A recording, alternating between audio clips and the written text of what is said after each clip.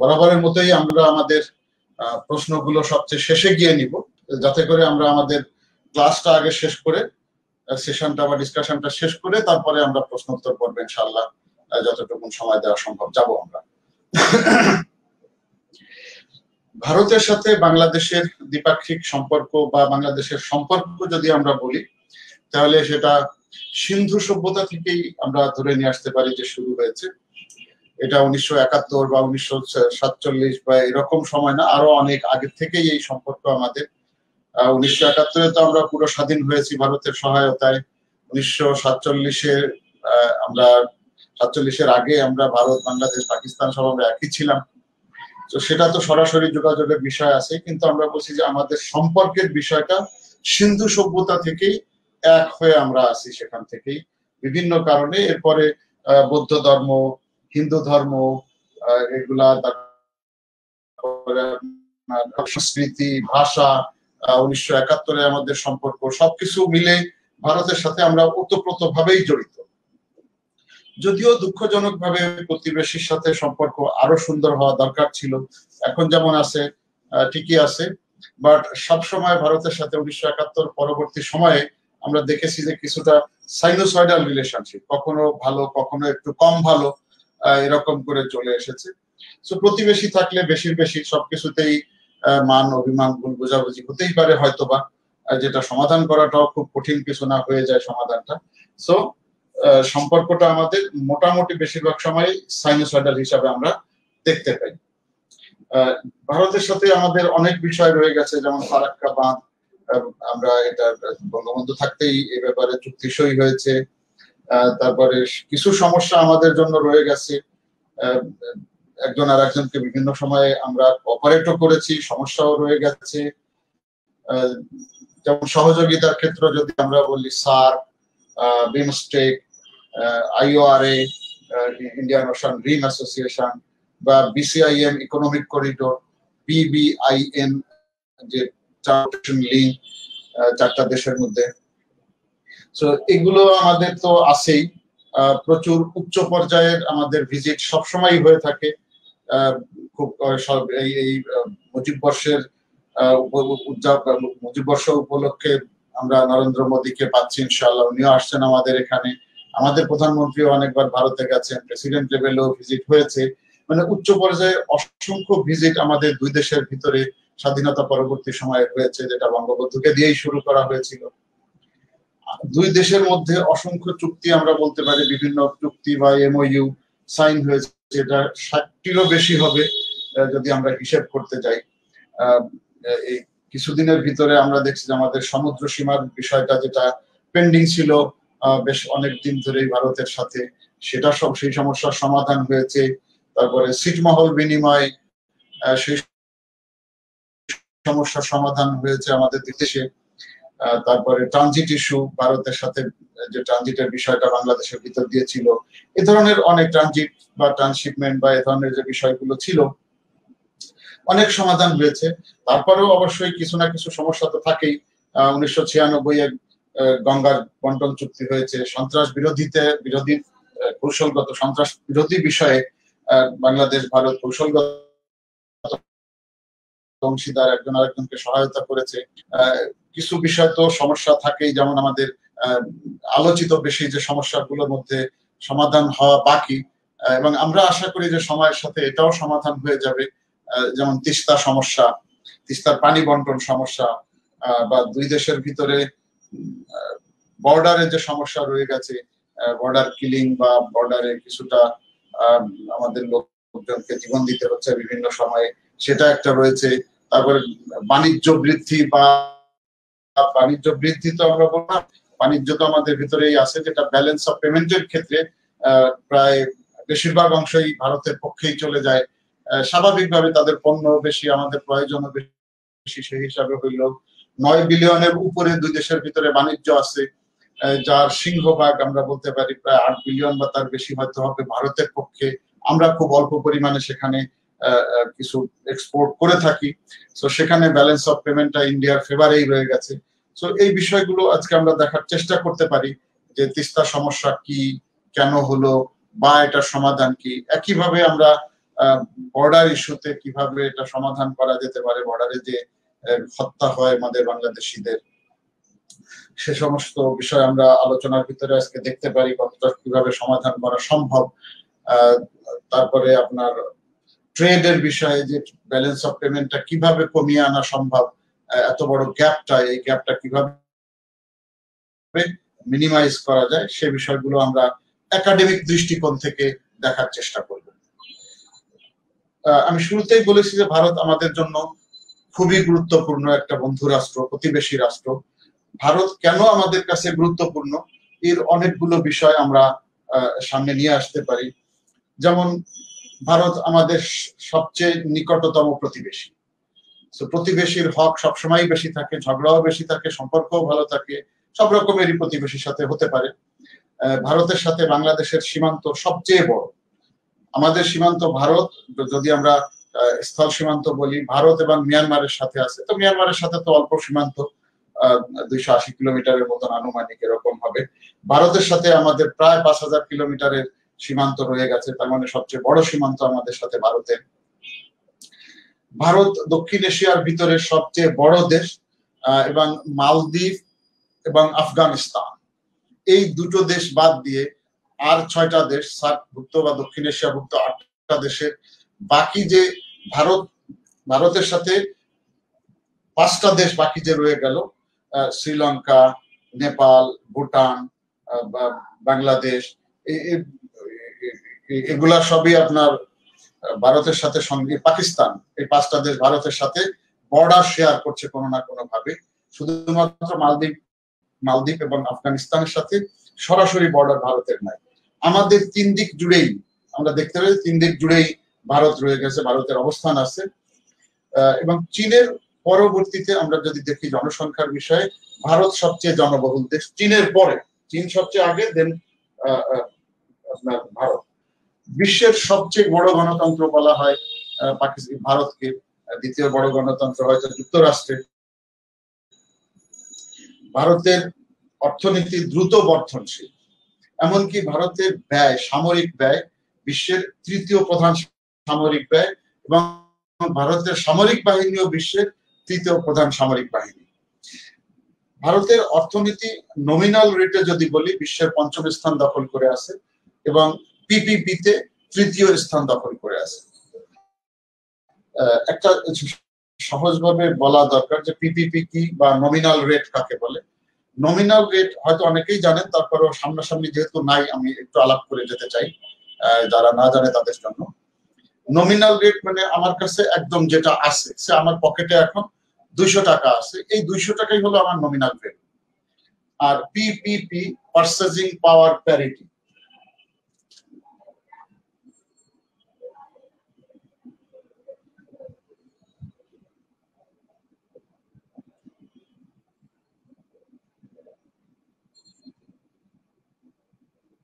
Purchasing পাওয়ার parity, PPP. অর্থনীতিতে এখন বেশিরভাগ বিষয়ই পিপিপিতে অর্থনীতিবিদরা হিসেব করে থাকেন। পিপিপির হিসেব অনুযায়ী ভারতের অবস্থান 3য়।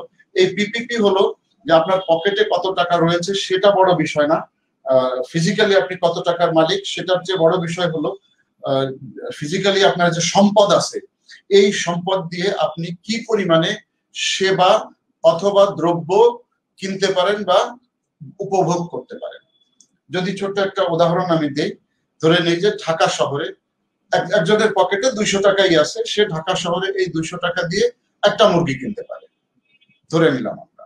এই লোকটা হয়তো বাগেরহাটের কোন এক গ্রামে গেলে এই 200 টাকা দিয়ে 2টা মুরগি, হয়তো পোল্ট্রি মুরগি কিনতে পারবে, ধরেন।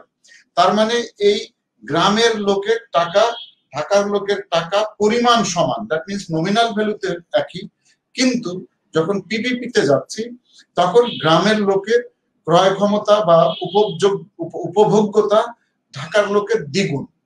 তার মানে পিপিপিতে তার পরিমাণ দাঁড়াচ্ছে নমিনালের দ্বিগুণ বা ঢাকার দ্বিগুণ হয়ে দাঁড়াচ্ছে।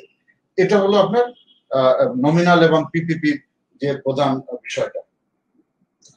ভারত আঞ্চলিক প্রধান শক্তি এবং উদীয়মান বিশ্ব শক্তি। আঞ্চলিক তো বটেই, আমরা জানি সাউথ এশিয়াতে তারা প্রধান শক্তি এবং বিশ্বে তারা এখন উদীয়মান শক্তি। সম্ভাব্য পরাশক্তিও বটে বা ভারত এখন তাদের আন্তর্জাতিক প্রভাব ক্রমান্বয়ে বৃদ্ধিপ্রাপ্ত হচ্ছে এবং বৈশ্বিক যে কোনো বিষয়াবলিতে তারা উল্লেখযোগ্য মতামত দিয়ে থাকে। যে কোনো বিষয়ে বিশ্বে ঘটছে সেটার ব্যাপারে একটা বড় মতামত তারা দিয়ে থাকে এবং তারা নব্য শিল্পোন্নত দেশ, বিশ্বের অধিকাংশ দেশের সাথেই তাদের সহযোগিতা রয়েছে, এমনকি তারা নিউক্লিয়ার অস্ত্রের সম্ভারে তারা রিচ, তাদের নিউক্লিয়ার অস্ত্র আছে। ব্রিক্স এবং এনডিবির গুরুত্বপূর্ণ অংশীদার তারা। ব্রিক্স এর তো গুরুত্বপূর্ণ অংশীদার বটেই, সাথে সাথে আপনার নিউ ডেভেলপমেন্ট ব্যাংক, আমরা একদিন আলাপ করেছিলাম বোধহয়, আপনাদের সাথে না হলে প্রিলিমিনারিতে হবে আমার খেয়াল নেই। এই নিউ ডেভেলপমেন্ট ব্যাংকের আইডিয়াটা, ব্রিক্স ব্যাংক থেকে নিউ ডেভেলপমেন্ট ব্যাংকে আসার আইডিয়াটা ভারতের, এবং এনডিবির প্রথম প্রেসিডেন্ট ভারত থেকেই হয়েছিলেন। সো এটা প্রস্তাবও দিয়েছে তারা, এটা শুরুও করেছে তারা, একটা স্ট্রাকচার দাঁড় করিয়েছে, এটা তারা তাদেরই শ্রমের ফসল এখানে রয়ে গেছে। উন্নয়নশীল বিশ্ব যদি আমরা দেখি তাহলে এই বিশ্বের একটা উল্লেখযোগ্য অংশীদার ভারত। একই সাথে ইউএন যেমন জন্ম যখন হয় তখন নেহেরু ছিলেন একদম শুরুতে 1940-এর দশকের। ইউএন, এডিবি, ব্রিক্স বা এনডিবি, G20, ন্যাম, এগুলার প্রতিষ্ঠাকালে তাদের কন্ট্রিবিউশন আছে এবং প্রতিষ্ঠাকালীন সদস্যও তারা বলে। বিভিন্ন আন্তর্জাতিক সংস্থাতে আপনি ভারতীয় লোকজন পাবেন, যেমন IMF এর যিনি চিফ ইকোনমিস্ট, এই ভদ্রমহিলা ভারতীয় বংশোদ্ভূত। এরকম যে কোনো প্রতিষ্ঠানেই এবং যে কোনো জায়গাতে গেলেই আপনি ভারতীয় লোকজন পাবেন বিভিন্ন অর্গানাইজেশনে, এবং গুরুত্বপূর্ণ ভূমিকা তারা পালন করছে। তারপরে আপনার Asian infrastructure investment bank, AIIB, Shanghai cooperation, এগুলোরও তারা খুব সক্রিয় সদস্য।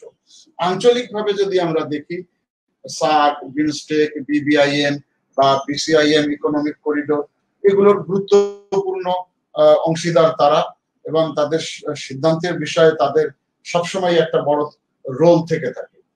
জাতিসংঘে শান্তিরক্ষী বাহিনী প্রেরণে আমরা যেমন প্রথম দ্বিতীয় অবস্থানে বেশিরভাগ সময় বাংলাদেশ থাকে, ভারতও গুরুত্বপূর্ণ। ভারত কখনো কখনো দ্বিতীয় অবস্থানেও চলে আসছে, দ্বিতীয়, তৃতীয় বা উপরের দিকে ট্রুপ কন্ট্রিবিউটিং কান্ট্রি হিসেবে, ইউএন এর পিস কিপিং ফোর্সে ট্রুপ কন্ট্রিবিউটিং কান্ট্রি হিসেবে তারা দ্বিতীয়, তৃতীয় অবস্থানেই বেশিরভাগ সময় থেকেছে, মানে উপরের দিকে তাদের অবস্থান। তারা ইভেন সিকিউরিটি কাউন্সিলের সদস্য পদ দাবি করছে, স্থায়ী সদস্য পদ, অস্থায়ী তো তারা আছেই, স্থায়ী সদস্য পদ তারা দাবি করছে। ইসরায়েলের সাথে বাংলাদেশের কূটনৈতিক সম্পর্ক নেই, কিন্তু ভারত ইসরায়েলের দ্বিতীয় বৃহত্তম সামরিক সহযোগী। যুক্তরাষ্ট্রের পরে ইসরায়েলের সাথে তাদের সামরিক সহযোগিতা সবচেয়ে বেশি। যুক্তরাষ্ট্রের সাথে বা চীনের সাথে, দুই দেশের সাথেই তারা সম্পর্ক উন্নয়নের সবসময় চেষ্টা করছে। এর ফলাফল আমরা দেখতে পাই যে আজকে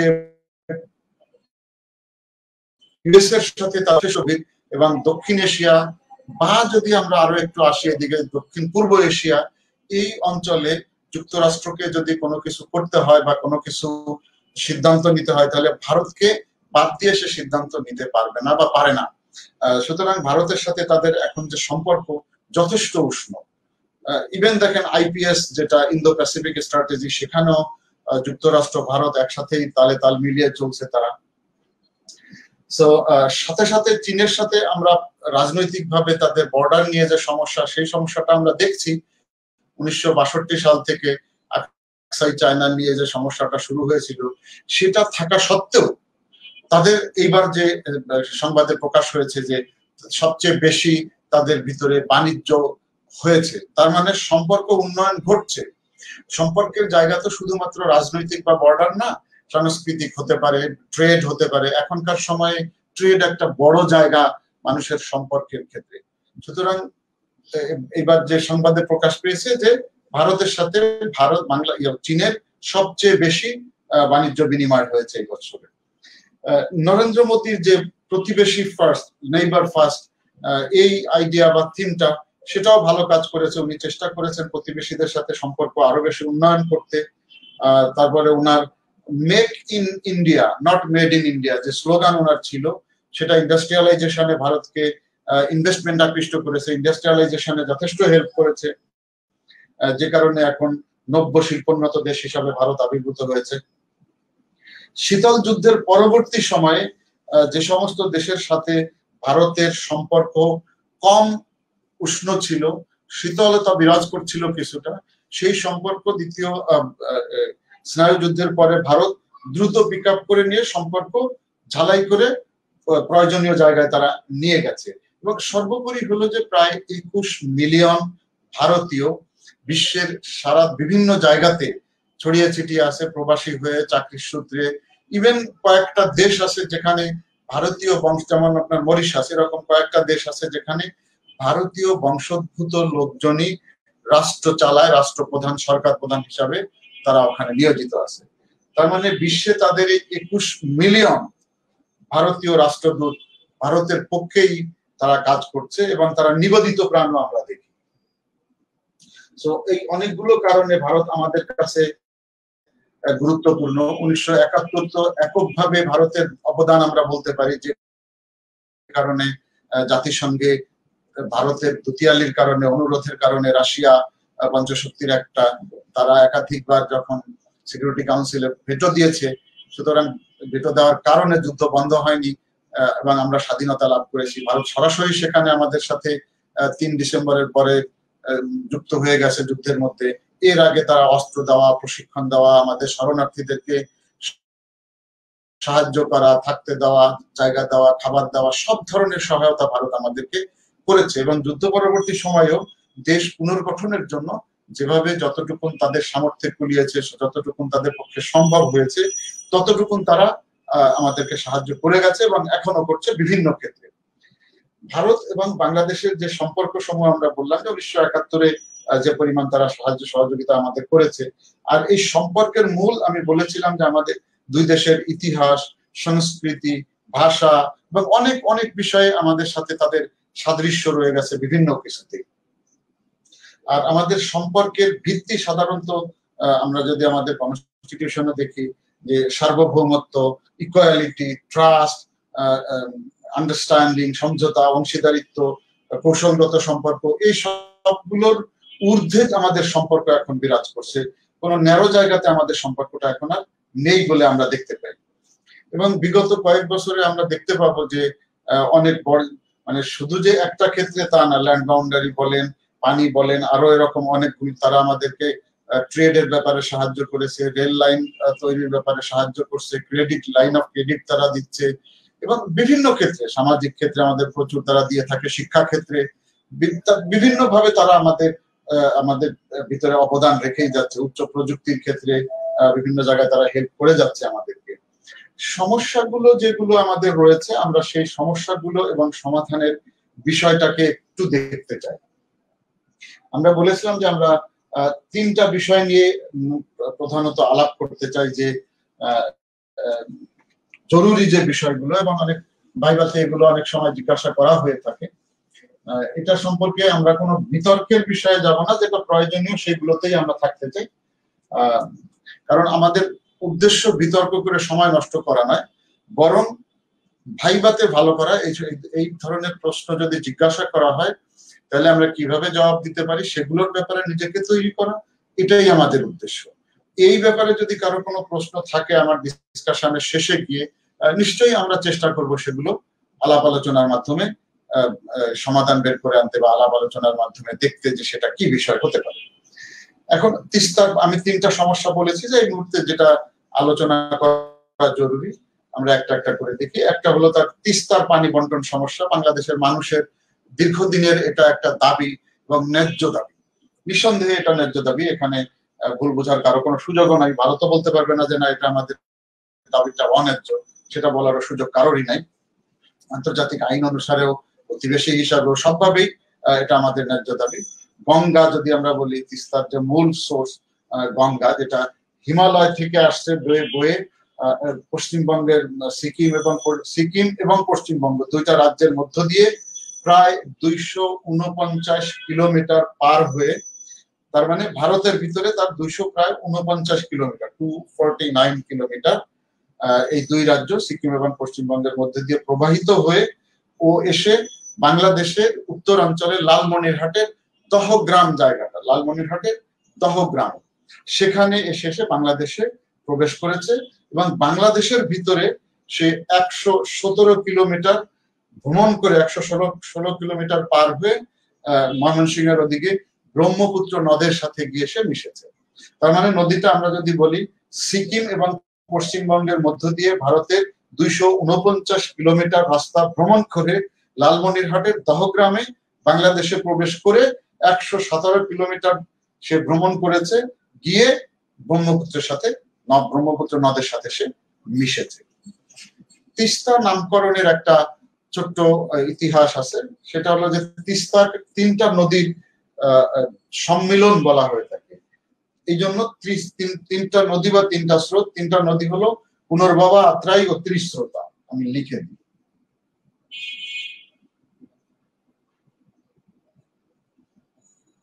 পুনর্ভবা, আত্রাই, সরি আপনার করতোয়া, পুনর্ভবা এবং আত্রাই,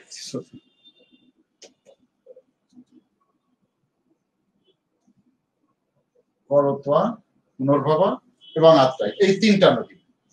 এই 3 নদী এসে মিলে তিস্তার জন্ম হয়েছে। 3টা যেহেতু নদী, এই জন্য 3টা স্রোত, সেই হিসাবে এটাকে ত্রিস্রোতা বলা হয়।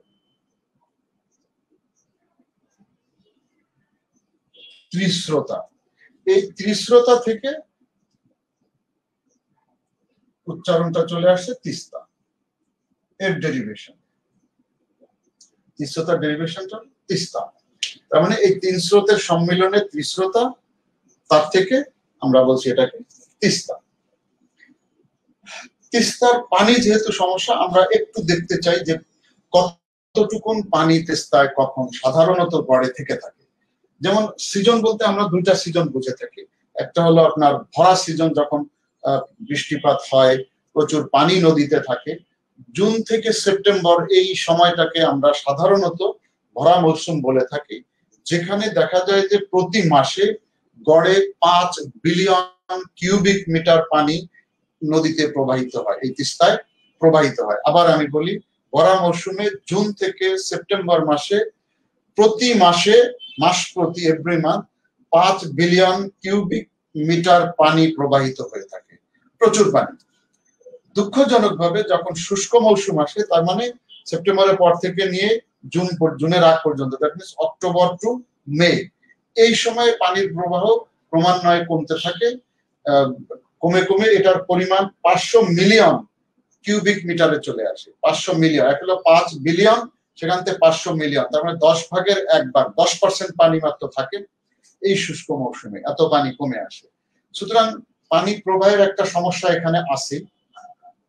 বাট আমাদের দাবি তো কখনোই এরকম ছিল না বা এরকম নেইও যে আমাকে এত ভলিউমের পানি সব সময় দিতে হবে, যে 1 বিলিয়ন কিউবিক মিটার পানি সব সময় দিতে হবে, আমরা সেটা বলি নাই। আমরা বলছি যে প্রবাহই থাকছে তার একটা অংশ পার্সেন্টেজ হিসাবে, যাই আছে তার পার্সেন্টেজ হিসাবে আমাদেরকে দিতে হবে, যেটা আমাদের ন্যায্য অধিকার।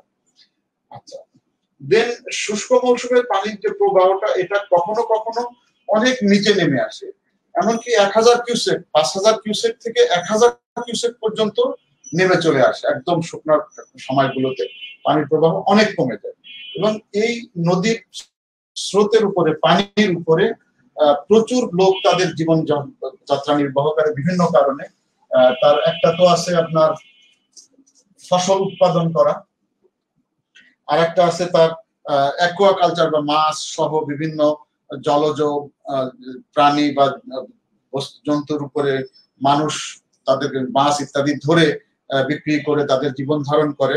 এরকম বাংলাদেশে প্রায় 2,10,00,000 লোক এর প্রবাহের উপরে, আশেপাশে সব মিলিয়ে, জমি বা মাছ বলেন সবকিছু মিলিয়ে, মাছ, শামুক, যাই হোক, এগুলো মিলে প্রায় 2,10,00,000 লোক কোনো না কোনো ভাবে সরাসরি বা ইনডাইরেক্টলি এটার উপরে নির্ভর করে। 2,10,00,000, এবং পশ্চিমবঙ্গে মাত্র 80 লাখ লোক এর উপরে নির্ভরশীল। যদিও তাদের এখানে জমি বেশি, যেহেতু তাদের দীর্ঘ পথ, 2টা সীমান্ত দিয়ে পাড়ি দিয়ে, 2টা স্টেটের ভিতর দিয়ে এসেছে, জমির পরিমাণ তাদের বেশি, কিন্তু লোকের নির্ভরতা বাংলাদেশের বেশি। 2,10,00,000 বাংলাদেশের মানুষ এটার উপরে নির্ভর করছে, অর্থনৈতিকভাবে, জীবনযাত্রার জন্য, জীবনে বেঁচে থাকার জন্য, এবং পশ্চিমবঙ্গের ৮০ লক্ষ লোক এর প্রবাহের উপরে বা পানির উপরে নির্ভর করছে।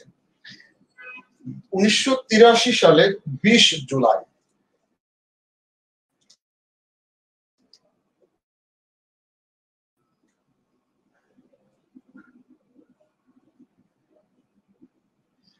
জুলাই ১৯৮৩-তে মন্ত্রী পর্যায়ের একটা বৈঠক হয়, যখন ৫ বছরের জন্য একটা অ্যাডহক চুক্তি সই করা হয়েছিল দুই দেশের এই তিস্তার পানি প্রবাহকে ভাগাভাগি করার জন্য, যেখানে এটা অ্যাডহক ৫ বছরের জন্য, যেখানে সিদ্ধান্ত নেওয়া হয়েছিল যে রেশিওটা হবে আপনার ৩৬, ৩৯, ২৫, তার মানে ৩৬% পানি বাংলাদেশ পাবে, আমরা পাবো, ৩৯ ভারত পাবে, এবং ২৫% নদীর নাব্যতার জন্য নদীতে থাকতে হবে। এই ৩ ভাগে ভাগাভাগি করা হয়েছিল। ৩৬% বাংলাদেশ, ৩৯% ভারত, এবং নাব্যতা রক্ষার জন্য ২৫% পানি। এটা ৫ বছরের জন্য ৮৩-তে চুক্তি হয়, যেটা কথা ছিল যে এই ৫ বছরের ভিতরে যত ধরনের টেকনিক্যাল স্টাডি বা যা যা করা প্রয়োজন করে আমরা একটা ফাইনাল চুক্তি করে ফেলবো এই সময় ৫ বছরের ভিতরে।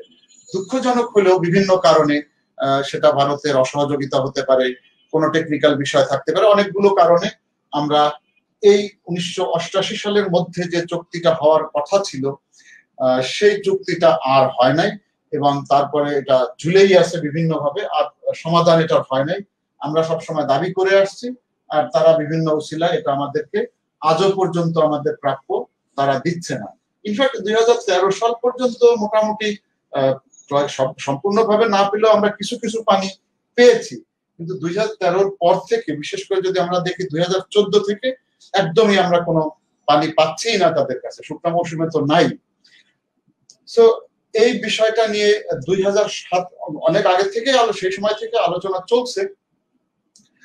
২০০৭ সালে যে যৌথ বৈঠক হয়েছিল, নদী কমিশনের যৌথ বৈঠক, সেখানে ২৫ এটা তারিখ ছিল ২৫ থেকে ২৭ সেপ্টেম্বর।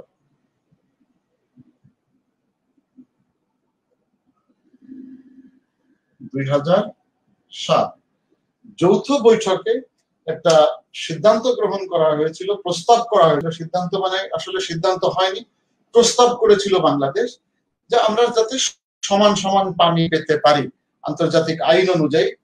যদি আনক্লসের সূত্র আমরা ধরি, আনক্লস আপনারা জানেন,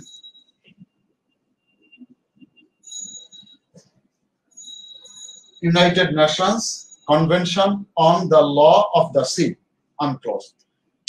এটা বলছে যে যারা আপার রিপারিয়ানে থাকবে তারা এককভাবে, যখন আন্তর্জাতিক নদী, যে নদী একাধিক দেশের ভিতর দিয়ে প্রবাহিত হচ্ছে, সেই নদীর ব্যাপারে আপার রিপারিয়ান কখনোই লোয়ার রিপারিয়ানকে বাধাগ্রস্ত করতে পারবে না পানি প্রবাহের ক্ষেত্রে। তার মানে এককভাবে ওই নদীর পানি আপার রিপারিয়ান মানে উজানের যারা আছে তারা ভাটির দেশকে বাধাগ্রস্ত করতে পারবে না, এবং এই নর্মাল ফ্লোটাকে সবসময় দিতে হবে, এবং পানির প্রবাহ সমান সমানই থাকতে হবে এই উজান এবং ভাটির দেশের জন্য। এই আইন অনুযায়ী আমাদের প্রস্তাব ছিল এই মিটিং এ ২৫ থেকে ২৭ সেপ্টেম্বর ২০১৭-তে যে ২০% পানি নদীর নাব্যতার জন্য রাখলেই চলে, এটা বিজ্ঞানসম্মত ভাবেই চলে। বাকি যে অংশটা আছে পানি, সেটুকু এই ২০% রেখে দেওয়ার পরে বাকি পানিটা অর্ধেক অর্ধেক করে ভাগাভাগি হবে। ভারত অর্ধেক নিবে, আমরা অর্ধেক নিব, একদম আন্তর্জাতিক আইন অনুযায়ী। তার মানে নাব্যতার জন্য ২০%, বাকি যে ৮০% থাকছে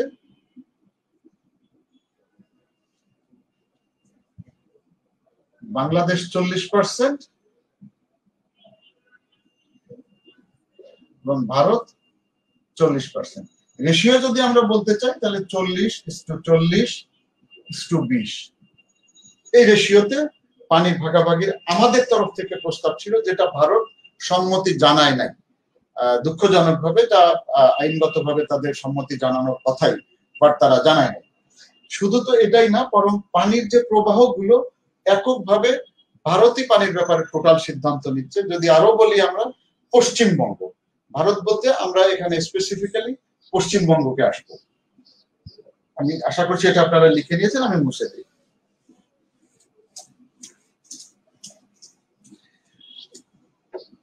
পশ্চিমবঙ্গ যে বিষয়গুলো করছে সেটা অবশ্যই এটা দীপাবলি বা পানি ভাগাভাগি বলি, এটার জন্য ক্ষতিকর তো বটেই। যেমন তারা এই পানি বিভিন্ন কাজে, তারা বিদ্যুৎ উৎপাদন করছে, কৃষি কাজে ব্যবহার করছে, ঘর গৃহস্থালির কাজে ব্যবহার করছে। যেমন যেমন একটা যদি বলি যে জলপাইগুড়ি জেলার মালবাজার মহকুমা, আমি লিখি জলপাইগুড়ি জেলা ভারতের পশ্চিমবঙ্গে,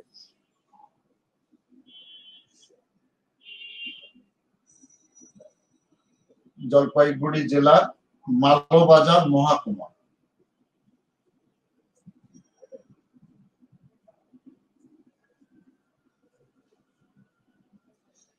মালবাজার মহকুমা গজলডাঙ্গা একটা জায়গা,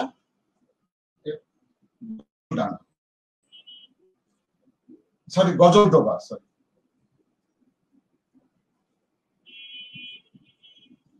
গজলডোবা, জলপাইগুড়ি পশ্চিমবঙ্গের জলপাইগুড়ি জেলার মালবাজার মহকুমা গজলডোবা জায়গা। এখান থেকে তারা তিস্তা নদীর একটা অংশ, মানে আরেকটা নদী এখান থেকে কেটে বের করে নিয়ে গেছে, বড় খাল বা নদী যদি আমরা বলি, সেখান থেকে তারা পানি ডাইভার্ট করে নিয়ে অন্যদিকে তাদের কাজে ব্যবহার করছে, বিভিন্ন কাজে তারা ব্যবহার করছে। এখানে বাঁধ নির্মাণ করেছে, খাল কেটে ফেলেছে, পানি তারা নিয়ে যাচ্ছে বিভিন্ন কাজে এখান থেকে। তার মানে আমরা দেখতে পাচ্ছি যে ভারত আন্তর্জাতিক আইন বা এই সংক্রান্ত আন্তর্জাতিক বিভিন্ন মামলায় যে সমস্ত উদাহরণ রয়েছে, সিদ্ধান্ত রয়েছে, তারা এগুলা মানছে না।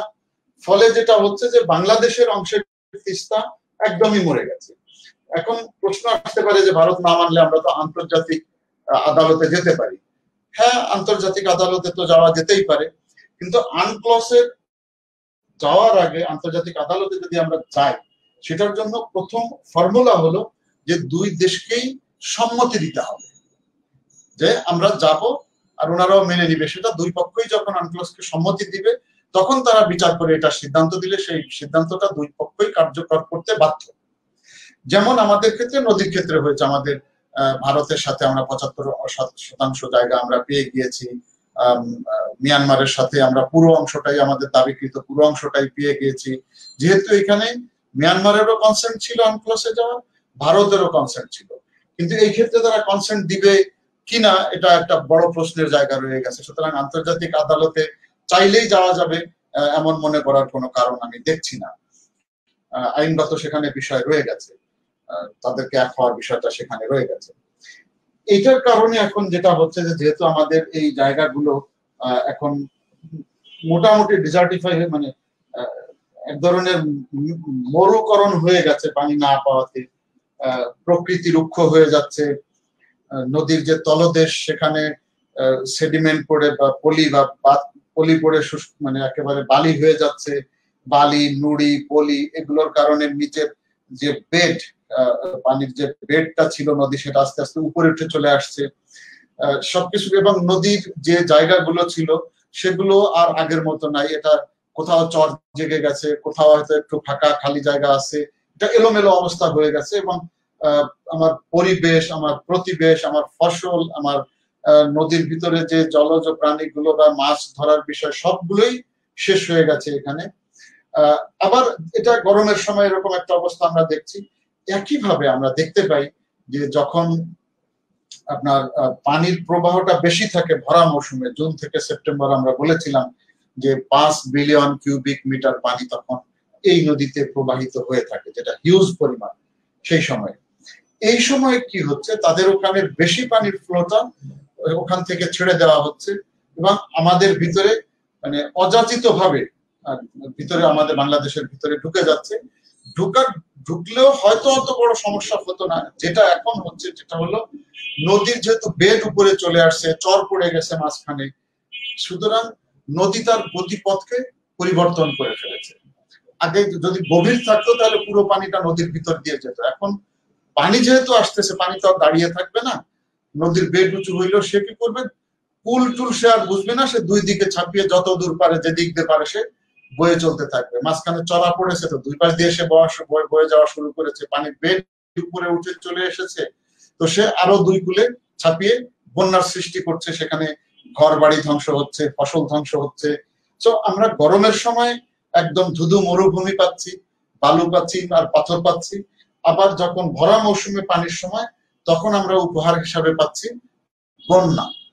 যেহেতু আর বন্যা এবং নদীর যে জায়গাটা, এই জায়গাটাও এত বেশি, মানে কোথাও কোথাও 5 কিলোমিটার পর্যন্ত পানি ছড়িয়ে যায়, একদম 50 মিটার বা হাফ কিলোমিটার থেকে শুরু করে 5 কিলোমিটার পর্যন্ত পানি ছড়িয়ে যাচ্ছে, যেহেতু পানি প্রবাহের জন্য যথেষ্ট ডেপথ পাওয়া যাচ্ছে না, গভীরতা পাওয়া যাচ্ছে না, এই জন্য এত দূর পর্যন্ত ছড়িয়ে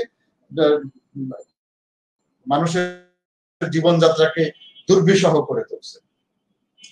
প্রায় এই নদীর প্রবাহে পশ্চিমবঙ্গ এবং বাংলাদেশ মিলে প্রায় 16 লক্ষ হেক্টর জমি চাষাবাদ করা হয়ে থাকে। এই 16 লক্ষ হেক্টরের ভিতরে 9 লক্ষ হেক্টর ভারতের পশ্চিমবঙ্গে, 7 লক্ষ হেক্টর বাংলাদেশে। এটা পশ্চিমবঙ্গ আর এটা হলো বাংলাদেশের দুইটা অংশ। সাধারণ হিসেব অনুযায়ী এই 16 লক্ষ জমির 16 লক্ষ হেক্টর 16 লক্ষ হেক্টর জমির জন্য, চাষাবাদের জন্য 1600 ঘনমিটার পানি প্রয়োজন প্রতি সেকেন্ডে। 1600 ঘনমিটার, 1600 কিউসেক পানি, কিউবিক মিটার পার লক্ষ হিসেবে 1600 কিউসেক পানি দরকার। কিউসেক তার মানে কিউবিক মিটার পার সেকেন্ড, প্রতি সেকেন্ডে 1600 কিউবিক মিটার পানি প্রবাহ প্রয়োজন এই 16 লক্ষ জমিতে, 16 লক্ষ হেক্টর জমিতে চাষাবাদের জন্য। দুঃখজনক হলো এই চাষাবাদ যখন প্রয়োজন তখন পানির প্রবাহ চলে আসে মাত্র 150 কিউসেক। তো প্রয়োজন আমার 1600, আমার প্রবাহিত হচ্ছে 150, তার মানে কত? 12 ভাগের 1 ভাগ হবে, 11 বা 12 ভাগের 1 ভাগ, মানে 8-9% মানে তখন 10% 9%-এর মতো পানি তখন ফ্লো হচ্ছে।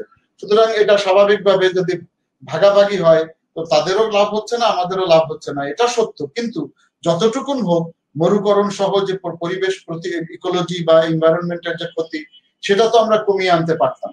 বাট যাই হোক, এখানে হচ্ছে না। পানির প্রবাহ, এটাও সত্য যে প্রবাহের পরিমাণটা প্রয়োজনের তুলনায় অনেক কম।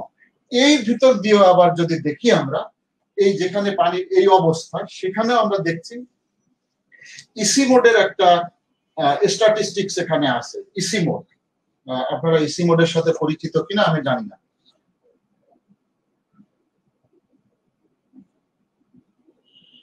International centre for integrated mountains development, international centre for integrated mountains development, পাহাড় উন্নয়নের ব্যাপারে, যেটার সদর দপ্তর নেপালে ললিতপুরে আছে। এটার সদর দপ্তর, ইসি মোডের সদর দপ্তর হলো নেপালের ললিতপুরে, কাঠমান্ডুতে না। ভারত এটা সদস্য, যাদেরই পাহাড় আছে তারাই এটা সদস্য।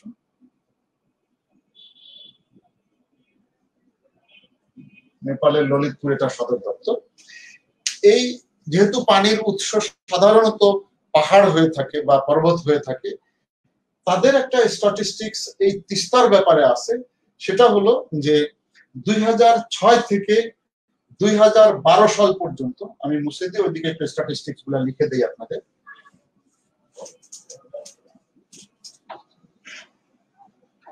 2006 থেকে 2012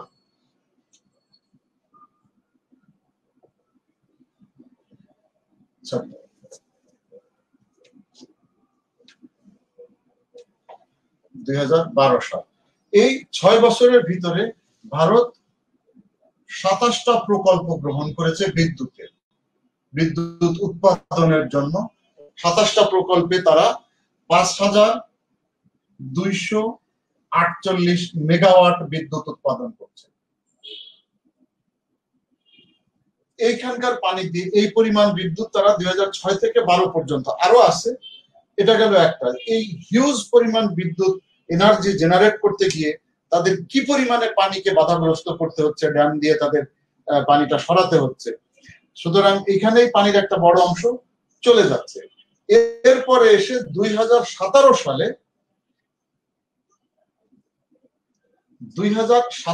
সালে তারা আরো 1200 মেগাওয়াট বিদ্যুৎ তৈরির প্রকল্প হাতে নিয়েছে।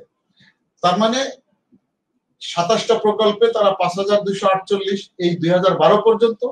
এরপরে 2017-তে এসে আরো 1200 মেগাওয়াট বিদ্যুৎ তারা এই তিস্তার পানি থেকে উৎপাদন করছে। তার মানে প্রায় 6500 মেগাওয়াট বিদ্যুৎ এই তিস্তার পানি দিয়েই তারা তৈরি করছে। সুতরাং বলতে পারি যে পুরো পানি তারা এখানে ডাইভার্ট করে ফেলছে। এছাড়াও আছে প্রায় আরো 31টা ড্যাম তারা তৈরি করছে এই প্রবাহের উপরে। এতে বিদ্যুৎ তো গেল এতটুকু, পানি ধরে রাখা বিভিন্ন কাজে তারা 31টা ড্যাম তৈরি করছে। 31টা ড্যাম। এটার সাথে প্লাস গজলডোবা আমরা বলেছিলাম যে পানি পরিবর্তন করে দেওয়া হচ্ছে, সেটার পরিমাণ 10%, টোটাল ফ্লোর 10% এখান থেকেই তারা ডাইভার্ট করে ফেলছে, বাদ দিয়ে সরিয়ে ফেলছে। তার মানে বিদ্যুৎ 6500 মেগাওয়াট, 31টা ড্যাম, তারপরেও গজলডোবা থেকে আরো 10% পানি সরিয়ে নেওয়া। তো এতগুলো যখন পানি নেই বলতে গেলে সেখান থেকে সরিয়ে ফেলা হচ্ছে, এবং বিদ্যুতের সাথে সাথে তারা ওখানে কৃষিকাজের জন্য, জমিতে কৃষি ফলন ফলানোর জন্য, সেচ প্রকল্পের জন্য তারা পানি নিয়ে ব্যবহার করছে। ঘর বাড়িতে যে প্রয়োজনীয় পানি প্রয়োজন হচ্ছে, আমাদের যেমন ওয়াসা পানি দিয়ে থাকে, ঘর বাড়িতে যে পানি সেটাও তিস্তার পানি দিয়েই তারা পুরো তাদের চাহিদাকে পূরণ করছে। সুতরাং এতটুকু পানি তারা এককভাবে নিয়ে নিচ্ছে এই তিস্তা নদী থেকে, যেটা তিস্তা নদী থেকে আমাদের পানি না পাওয়ার বড় কারণ। কারণ সব পানি তো তারা ব্যবহার করছে, যে কারণে আমরা কোনো পানি পাচ্ছি না। শুধু যখন বর্ষা মৌসুম আসে, ভরা মৌসুম আসে, পানির প্রবাহ খুব বেশি হয়ে যায়, তাদের ওখানে উপচে তারা বন্যার হাত থেকে তারা বাঁচতে গিয়ে আমাদের এখানে ছেড়ে দিয়ে আমাদেরকে বন্যার ভিতরে ফেলে দেয়। দুঃখজনক হলেও এগুলা তথ্য আমরা পেয়ে থাকি বিভিন্ন মাধ্যম থেকে। এনিওয়ে, সুতরাং বিষয়টাকে আমরা সংক্ষেপে জানতে চেষ্টা করলাম যে সমস্যাটা কি এখানে। আমি আশা করছি যে আপনাদের মুখস্থ করা দরকার হবে না, যদি কথা শুনে থাকেন তো ভালো মতো আপনারা বুঝে গেছেন যে সমস্যাটা কোথায় এবং কি। এখন বিষয় হলো কারণ, এই সমস্যাগুলো তারা আমাদের পানি লিগালি পাবো সেটা কেন দিচ্ছে না। আমরা যদি দেখি তাহলে এর মূল কারণ হলো রাজনীতি।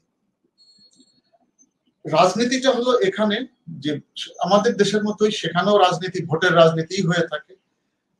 পশ্চিমবঙ্গের দিদি বা পশ্চিমবঙ্গ সরকার, তৃণমূল সরকার, এখন তৃণমূল কংগ্রেস, আর কেন্দ্রে রয়েছে বিজেপি এবং তৃণমূল কংগ্রেস দুজনেই এই পানিকে নিয়ে রাজনীতি করার মতন একটা বিষয় এখানে থাকতে পারে।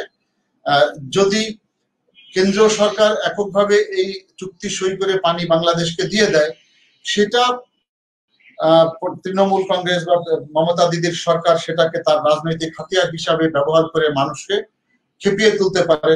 আবার যদি একইভাবে তৃণমূল কংগ্রেস পানি আমাদেরকে দেওয়ার জন্য চুক্তি সই করে, হয়তোবা বিজেপি সেটাকে মমতা দিদির বিরুদ্ধে ব্যবহার করলে করতেও পারে।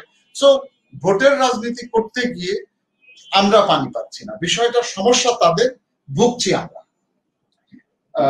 আর একটা জিনিস পশ্চিমবঙ্গ সবসময় বলছে যে যদি আমরা চুক্তি সই করি তাহলে আর পশ্চিমবঙ্গ পানি পাবে না, কারণ তিস্তায় প্রয়োজনীয় পানি নাই। কথা সত্য, আমরা হিসাবেও দেখলাম যে তিস্তায় প্রয়োজনীয় পানি হয়তো বা নাই, কিন্তু তার অর্থ তো এই না যে সমস্ত পানিটুকুন আপনি একা নিয়ে যাবেন আর আমরা পাবো না। সেটা হওয়ার কোনো কারণ নেই। যতটুকুন পানি আছে সেটা হিসেব কিতাব করে আমাদের অংশটুকু আমরা পেলেই তো চলবো, তাতে দুজনেই আমরা মিলেমিশে চলতে পারি, যতটুকুন সম্ভব সে তার ভিতর দিয়ে আমরা চলতে পারি। পশ্চিমবঙ্গ আর একটা জিনিস বলছে যে পানি যে ভাগাভাগি করার চিন্তা ভাবনা করা হচ্ছে 40% এবং 20%, এইটার পরিসংখ্যানটা ঠিক না। এটা ঠিক প্রবাহের পরিমাণ কতটা আছে সেটাও জানা নাই, এবং কোনো পরিসংখ্যানও তাদের হাতে নাই। তারা বলছে এবং 30 বছরের একটা গড় হিসেব সাধারণত করা হয়েছে পানির ব্যাপারে। যখন এই প্রপোজালটা 2007-এ দেওয়া হয়, তারা বলছে যে এই যে হিসাবটা 30 বছরের গড় করা হয়েছে এটা সঠিক না। তার মানে এই যে হিসাবটা বলছেন আপনারা, তাদের ভার্সন, পশ্চিমবঙ্গের ভার্সন, যে এই হিসাব অনেক পুরনো, এখন এই পানি টানি নাই, সুতরাং এটা হবেও না। দ্বিতীয় হলো যে বিভিন্ন জলবায়ু পরিবর্তন বা পরিবেশগত বিষয় বা প্রবাহ বদল, পানির প্রবাহের যে ফ্লো, সেটার পথ পরিবর্তন, এই সব কিছু পুরনো হিসাব যেটা দেওয়া হচ্ছে, এই হিসাবের উপরে ভিত্তি করে চুক্তি সই করাটা যুক্তিসঙ্গত হবে না। এটা তাদের খোলা যুক্তি। আর আবার তারা বলছে যে যথেষ্ট পরিমাণ তথ্য এবং পরিসংখ্যান ছাড়া কোনো চুক্তি করলেও সেই চুক্তি ফলপ্রসূ হবে না। যেমন আমরা তখন বলেছি গঙ্গার বিষয়ে, যে গঙ্গা তো মোটামুটি ফলপ্রসূ হয়েছে, আমরা তো একই হিসেব তখনও করেছি। তো তারা বলছে যে গঙ্গার সময় প্রচুর তথ্য উপাত্ত পরিসংখ্যান ছিল, যেটা তিস্তার ক্ষেত্রে নেই। এই প্রত্যেকটাই খোলা যুক্তি, কারণ এর প্রত্যেকটাই আমরা সমাধান করতেই পারি, কোনোভাবে সমস্যা এটা হওয়ার কথা না। স্ট্যাটিস্টিক্সও বাইর করা যায়, 30 বছরের পানির গড়ও বাইর করা যাবে, সবই করা যাবে, এটা খুব বড় বিষয় একেবারেই না। বাট তারা খোলা যুক্তি দিয়ে এই কথাগুলো বলার চেষ্টা করছে। অভ্যন্তরীণ ভাবে যারা রাজনীতিবিদ, এ ব্যাপারে রাজনৈতিক চিন্তা ভাবনা যারা করে থাকেন, তাদের একটা মতামত হলো যে পশ্চিমবঙ্গে প্রায় 27% মুসলমান ভোটার আছে, 27%। আবার সেই রাজনীতি, 27% মুসলমান ভোটার আছে, যার একটা বড় অংশ তৃণমূল কংগ্রেসকে ভোট দিয়ে থাকে। এবং পত্রিকান্তরে জানা যায়, যেটা মিডিয়ার মাধ্যমে যেটা আমরা জানতে পারি, মিডিয়াতে বিভিন্ন পাবলিশ খবরের মাধ্যমে আমরা যেটা জানতে পারি, যে এই 27% মুসলমানের একটা বড় অংশ কোনো না কোনো ভাবে হয়তো তারা বাংলাদেশের বর্তমান প্রশাসনকে অত বেশি পছন্দ করছে না বা করে না, কেন সেটা তারা ভালো জানে। যাই হোক, তারা হয়তো এটা পছন্দ করে না। সুতরাং এই প্রশাসনের সময়, এই সরকারের সময় যদি চুক্তি সই করে পশ্চিমবঙ্গ, তাহলে এই তৃণমূল কংগ্রেসের যে 27% ভোট ব্যাংক, এই ভোট ব্যাংকটা ভেঙে যেতে পারে, যেটা মমতার জন্য ভোটে হেরে যাওয়ার একটা বড় কারণ হবে বলে ওনারা মনে করছেন। এটা পত্রিকান্তরে প্রকাশ। সুতরাং সেই কারণে হলেও মমতা দিদি এই চুক্তিকে করবেন না বা বিরোধিতা করবেন তার এই 27% ভোটারের ভোট পাওয়ার জন্য বা মন ঠিক রাখার জন্য। তো এগুলো হলো কারণ বা যুক্তি হিসেবে তারা শেষেরটা বাদ দিয়ে, ভোটারের অংশ বাদ দিয়ে বাকিগুলো তারা বলছে। আর এই 27% ভোটারের বিষয়টা বিভিন্ন অ্যানালাইসিসের মাধ্যমে রাজনীতিবিদরা এটা বলে থাকেন কখনো কখনো। তো ঘটনা যেটাই হোক, আলটিমেটলি এটা রাজনীতিরই একটা বিষয় হয়ে দাঁড়িয়েছে বলে বললে ভুল হবে না। এখন এটা সমাধান কি হতে পারে? সমাধান যথেষ্টভাবে করা সম্ভব যদি আন্তরিকতা থাকে, এটা খুব বড় বিষয় হবে বলে মনে হয় না। একটা হলো, যেমন কেন্দ্র মমতাকে যদি বোঝায় যে তোমরা যদি পানি দাও, তাহলে রাজ্যের তেমন কোনো স্বার্থহানি ঘটবে না, বরং যদি যেটুকুন ক্ষতি হবে, কেন্দ্র অতটুকুন অর্থ দিয়ে তোমাদের সেই পানির প্রবাহগুলো বিভিন্নভাবে নর্মাল করে অন্যান্য সোর্স থেকে দেওয়ার জন্য সাহায্য করতে পারে। সেটা একটা, কেন্দ্র অর্থ দিয়ে রাজ্যের যে প্রয়োজন আছে অগ্রাধিকার ভিত্তিতে সেটা পূরণ করার চেষ্টা করবে, এটা একটা বিষয় হতে পারে। দ্বিতীয় হলো যে বিজেপি অথবা তৃণমূল কংগ্রেস কেউই এই পানিকে রাজনীতির বা ভোট পাওয়ার হাতিয়ার হিসাবে ব্যবহার করবে না, এরকম দুজনের ভিতরে আন্ডারস্ট্যান্ডিংটা পরিষ্কার থাকতে হবে। আর স্ট্যাটিস্টিক্স এর যে বিষয়গুলো বলা হচ্ছে, সেটা দুই দেশের প্রতিনিধিরা যারা আছেন, নদী বিশেষজ্ঞ যারা আছেন, তারা এটা স্ট্যাটিস্টিক্স ঠিক করে ফেলতে পারেন। মাপজোপের বিষয় অনেক খুব বেশি সময় লাগবে না, এগুলো বাইর করে ফেলতে পারেন। টেকনিক্যাল আলোচনার মাধ্যমে, পর্যালোচনার মাধ্যমে সঠিক পরিসংখ্যান বের করা খুবই সহজ এটা। তারপরে পশ্চিমবঙ্গের উত্তর অঞ্চলটা যেটা, যেখান থেকে পানির প্রবাহটা আসছে, সেখানে অনেক মজে যাওয়া, প্রায় বন্ধ হওয়া প্রচুর ছোট ছোট নদী নালা খাল এগুলো রয়ে গেছে। এই নদী নালা খালগুলোকে যদি সংস্কার করা হয়, তাহলে পানির প্রবাহ সেখানেও বাড়বে। নতুন খাল খনন করা, এইগুলোকে মজে যাওয়া জিনিসগুলোকে সংস্কার করা এবং নতুন খাল খনন করা, তাহলে তিস্তায় পানির প্রবাহ অন্যান্য জায়গা থেকে এসে আরো বেড়ে যাবে। তাদের এই কাজগুলো যদি তারা করে, এটা খুব সহজেই সম্ভব, এটা খুব বড় কঠিন কিছু না। আর একটা হলো যে যেহেতু পানিটা আসছে সিকিমের ভিতর দিয়ে, অনেক সময় সিকিমকে এই আলোচনার অংশ হিসেবে রাখা হয় না। সুতরাং আমরা মনে করি যে সিকিমকেও এটার ভিতরে রাখা উচিত। তার মানে 4টা পার্টি এখানে থাকা উচিত, দিল্লি, গ্যাংটক, কলকাতা, ঢাকা, 4টা পার্টির বসেই এটাকে আন্তরিকতার সাথে সমাধান করার চেষ্টা করা দরকার। আর একটা হলো ভারত তাদের আন্তঃনদী সংযোগের বিশাল একটা রোডম্যাপ নিয়ে কাজ করছে, যার সাথে পশ্চিমবঙ্গ তো অবশ্যই জড়িত আছে। সুতরাং এই যে চলমান আন্তঃনদী সংযোগের যে বিষয়টা রয়ে গেছে, এর মাধ্যমে যদি তারা তাদের এই ফ্লো, আন্তঃনদী সংযোগের ফ্লো তিস্তার সাথে অ্যাড করে দেয়, তাহলে তিস্তার পানি প্রবাহ অনেক অনেক বেশি বেড়ে যেতে পারে, যেটা শুষ্ক মৌসুমে যে পরিমাণ পানি প্রয়োজন তার চেয়েও বেশি হয়ে যেতে পারে বলে পানি বিশেষজ্ঞরা মনে করছেন। সুতরাং পানির ঘাটতির যে বিষয়টা, এই চাহিদাটা পূরণ করা সহজেই সম্ভব এগুলা কাজের মাধ্যমে। আর একটা হলো আপনার মানুষের ভিতরে অ্যাওয়ারনেস বা জনমত তৈরি করা। যেমন মানুষকে বোঝানো দুই পক্ষেরই দরকার, সরকারের বিভিন্ন, এখন তো বিভিন্ন বিষয় আছে, যেমন রেডিও, টেলিভিশন, পোস্টার, তারপরে দুই দেশের যারা বিভিন্ন সেমিনার, দুই দেশের বিশেষজ্ঞরা পশ্চিমবঙ্গের বিভিন্ন জায়গায় যে সব জায়গাগুলো প্রয়োজন সেখানে গিয়ে তারা বিভিন্ন রকমের সেমিনার সহ র্যালি, বিভিন্ন কিছু আয়োজন করে মানুষকে বারবার বারবার বলে বোঝানো যায়, বোঝানো জরুরি এবং এটা সম্ভব যে এই পানি প্রবাহ আইনত ভারতের এবং বাংলাদেশের সমান সমান পাওয়ার কথা। সুতরাং এটা দিলে কোনো ভুল হবে না, এবং সাথে সাথে আমরা ভারতের জন্য বলা যায় এটা আমরা বিকল্প ব্যবস্থা এইভাবে করে এই পানির ঘাটতি যেটা হবে সেটা আমরা যেটা আগেগুলো বললাম, আন্তঃনদী সংযোগ, খাল বিল মজা ঠিক করা, এ ধরনের যে বিষয়গুলো আমরা এইভাবে পানির প্রবাহ ঠিক রেখে তোমাদের যে বিদ্যুতের উৎপাদন সেটাকেও ঘাটতি আমরা করব না। আপাতত হয়তো একটু সমস্যা স্বল্পকালীন সময় হতে পারে, বাট দীর্ঘমেয়াদে এই সমস্যাগুলো থাকবে না। সে চাষাবাদের ক্ষেত্রে হোক, ঘর গৃহস্থালির জন্য হোক, বিদ্যুৎ উৎপাদনের জন্য যে প্রয়োজন পানি, বরং আমরা সবকিছু যখন কমপ্লিট করব তখন আমরা আরো বেশি স্বয়ংসম্পূর্ণ হয়ে যাব এই পানির ব্যাপারে। এইভাবে যদি আমরা বোঝাতে থাকি এবং আন্তরিকতার সাথে যদি কেন্দ্র এবং মমতা, দ্যাট মিনস পশ্চিমবঙ্গ, দুজনেই যদি আন্তরিকতার সাথে বিষয়টাকে নিয়ে এই ব্যবস্থাগুলো গ্রহণ করে, তাহলে পানির সমস্যার সমাধান করাটা খুব কঠিন বলে মনে হয়। সরি, অনেক দূর চলে গেল তিস্তাতে আমাদের সময়। দেখা যাক, বাকি আরো দুটা বিষয় এখানে রয়ে গেছে, যেমন একটা হলো বাণিজ্য বৈষম্য। আমি যতটুকু দ্রুত পারি বাণিজ্য বৈষম্য এবং বর্ডার ইস্যুকে আলোচনা করে আপনাদের প্রশ্নোত্তর পর্বের জন্য আমি যাবো ইনশাআল্লাহ।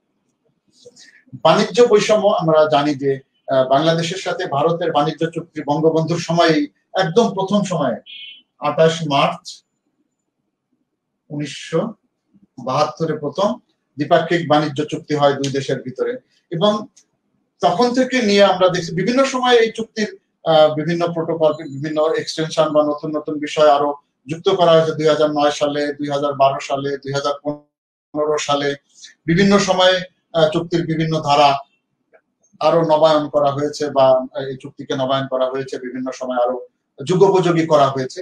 সো এনিওয়ে, ভারতের সাথে আমাদের এই বাণিজ্য যেটা বেড়ে চলেছে, এটা একটা স্ট্যাটিস্টিক্স বলছে যে প্রতি বছরে গড়ে 12.07% হারে এই বাণিজ্য বেড়ে চলেছে। যেমন আমাদের মাননীয় প্রধানমন্ত্রী যখন শেষে 2017 সালে যখন ভারতে গিয়েছিলেন, তখন বোধহয় একটা আলোচনা হয়েছিল যে $10 বিলিয়ন এই বাণিজ্যকে পৌঁছে নেওয়ার জন্য চেষ্টা করা। সেটা খুব ইজিলি সম্ভাবনা হয়েও যাবে। কিন্তু এই যে বাণিজ্য যে বাড়ছে, সাথে সাথে যেটা হচ্ছে যে আমাদের দেশ থেকে এক্সপোর্ট খুবই কম হচ্ছে, এবং ভারত থেকে এক্সপোর্টের পরিমাণ বাংলাদেশে বেশি হচ্ছে, যার কারণে বাণিজ্য ঘাটতি, যেটা ক্রমবর্ধমান ঘাটতি বাংলাদেশের জন্য, এটা বিশাল আকার ধারণ করছে দিন দিন।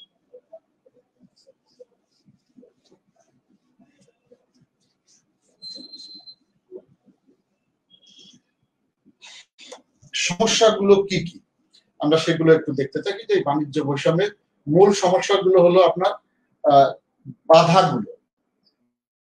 ট্যারিফ তো যে ভারত আমাদেরকে বেশিরভাগ জিনিসই আমাদেরকে তারা বিনা শুল্কে ঢোকার অনুমতি দিয়ে দিয়েছে, কিন্তু অনুমতি দিলেও সেখানে শুল্ক হয়তো দেওয়া লাগছে না, যেটাকে আমরা জানি যে বাণিজ্যের বাধা 3 ধরনের হয়। ট্যারিফ, একটা হলো আপনার ট্যারিফ ব্যারিয়ার, প্যারা ট্যারিফ ব্যারিয়ার, নন ট্যারিফ ব্যারিয়ার, 3 ধরনের। ট্যারিফ ব্যারিয়ার, প্যারা ট্যারিফ ব্যারিয়ার, নন ট্যারিফ ব্যারিয়ার, 3 ধরনের ব্যারিয়ার বা বাধা।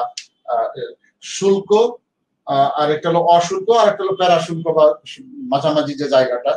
এই 3 ধরনের বাণিজ্য বাধা সাধারণত কাজ করে। যেহেতু বাংলাদেশের বেশিরভাগ দ্রব্যে ভারত ট্যারিফ নিবে না বলে আমাদেরকে ছাড় দিয়েছে, এই ছাড় দেওয়ার ফলেও আমাদের সমস্যাগুলো এখনো রয়ে গেছে, কারণ প্যারা ট্যারিফ ব্যারিয়ার এবং নন ট্যারিফ ব্যারিয়ার এই দুটো বাদ দেওয়া হয় নাই। এটা আলোচনার বিষয়। এনিওয়ে, আমরা নন ট্যারিফ ব্যারিয়ার কি কি আছে দুই দেশের ভিতরে, যেখানে পয়সার বিষয় নাই। নন ট্যারিফ বলতে আপনার পয়সার বিষয় হয়তো নাই, ট্যাক্স যেটাকে আমরা বলি, ট্যাক্স দিতে হয় না, কিন্তু বিভিন্ন শর্তের বেড়া জালে আমাদের আটকে থাকতে হয়।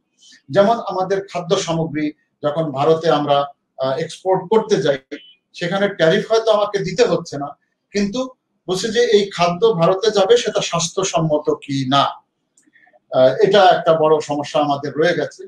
যেখানে বিএসটিআই আমাদের যে সার্টিফিকেট গুলো, বাংলাদেশ স্ট্যান্ডার্ড টেস্টিং ইনস্টিটিউট, তেজগাঁওতে আমাদের অফিসটা বিএসটিআই, এই বিএসটিআই যে সার্টিফিকেটটা দিয়ে থাকে, এটা ভারত কোনোভাবে গ্রহণ করছে না, যে না, বিএসটিআই সার্টিফিকেট সঠিক না, সুতরাং ওটা আমরা মানছি না। না মানার কারণে তাদের ওখানে যখন খাদ্যদ্রব্য জাতীয় কোনো কিছু যাচ্ছে, সে ধরেন চিপস, আমি যদি বলি প্রাণের চিপস বা ফ্রুট জুস বা এই ধরনের পাল যাক না কেন, তখন তারা ওখানে আটকে রেখে তাদের যে ইনস্টিটিউট আছে দিল্লিতে, সেখানে পরীক্ষার জন্য পাঠাচ্ছে। ওখানে পাঠাতে গেলে দীর্ঘ সময় লাগে, কখনো কখনো 6 মাসেও ফিরে আসে না। অতদিন তো আর ওই জিনিস ওখানে রাখা সম্ভব না, ওটা পচে নষ্ট হয়ে যাবে।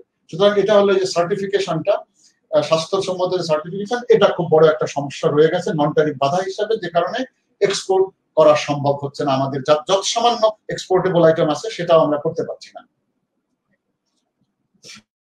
বর্ডার গুলোতে ব্যাংকিং এর ব্যবস্থা নেই, কারণ ওখানে যখন বর্ডার গুলো শুধু না, এমনকি আমরা যখন এলসি খুলতে যাই, তখন কলকাতায় ধরেন আমাদের আগরতলা দিয়ে এক্সপোর্ট করা হবে, সেটার জন্য আগরতলাতে কোনো এলসি খোলার সুযোগ নেই, তো কলকাতাতে খুলতে হচ্ছে। তো কলকাতা থেকে এই এলসি খুলে টাকার লেনদেন যারা ব্যবসায়ী, এই অঞ্চলের ব্যবসায়ী যারা আগরতলা বা এই অঞ্চলের ব্যবসায়ী যারা ব্যবসা করতে চায়, তাদের জন্য তখন এই ব্যাংকিং এর কারণে ডিফিকাল্ট হয়ে যায় ব্যবসাগুলো। ওয়্যার হাউস নাই, ওখানে কোনো মালামাল রাখার জন্য কোনো ওয়্যার হাউস নাই। তারপরে প্যাকেজিং এর যে বিষয়, তারা এটা নিয়ে আপত্তি তোলে, এটা যে আমরা যে প্যাকেজিং করছি ফুডের জন্য, এই প্যাকেজিংটা যথেষ্ট স্বাস্থ্যসম্মত না, বরং কোনো কোনো ক্ষেত্রে এই প্যাকেজিং দুর্বল হওয়াতে ওর ভিতরে ব্যাকটেরিয়া ঢুকে যে মানুষের স্বাস্থ্যের ক্ষতি করতে পারে, সুতরাং এটা নেওয়া যাবে না। এটা আর একটা অজুহাত।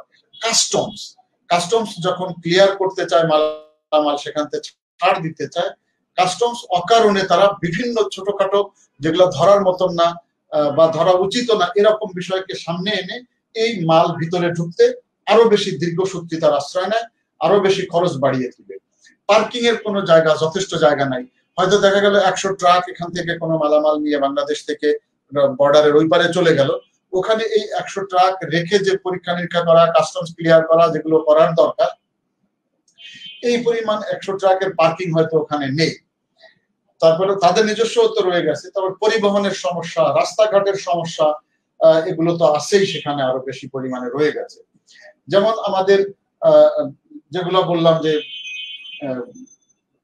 বিএসটিআই বা certification, banking, warehouse, packaging, customs, তারপরে পার্কিং, পরিবহন, এগুলো সবই নন ট্যারিফ ব্যারিয়ার। এটাতে যেহেতু ট্যাক্স নাই, কিন্তু বিভিন্ন শর্তের বেড়াজাল রয়ে গেছে। এই সমস্ত কারণে আমরা বড় বাধাপ্রাপ্ত হচ্ছে, এই কারণে নন ট্যারিফ ব্যারিয়ারের কারণে সবচেয়ে বড় আমাদের এই বাধা। দেন আসেন প্যারাট্যারিফ ব্যারিয়ার। প্যারাট্যারিফ ব্যারিয়ারের ভিতরে যেমন একটা আছে আপনার নেগেটিভ লিস্ট।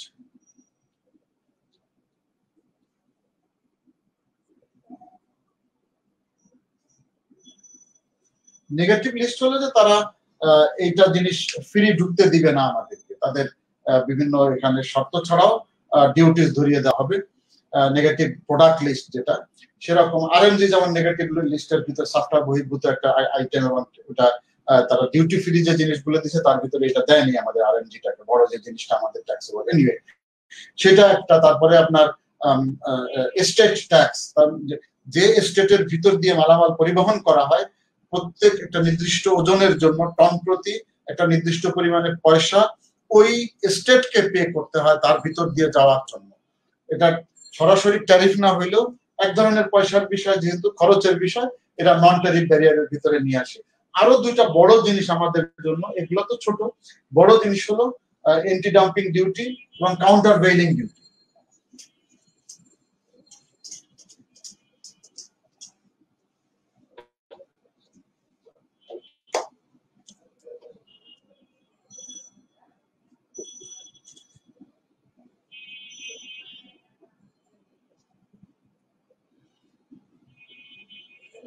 এডিডি বলি আমরা, এন্টি ডাম্পিং ডিউটি। আর একটা হলো আপনার কাউন্টার ভেইলিং ডিউটি, সিভিডি।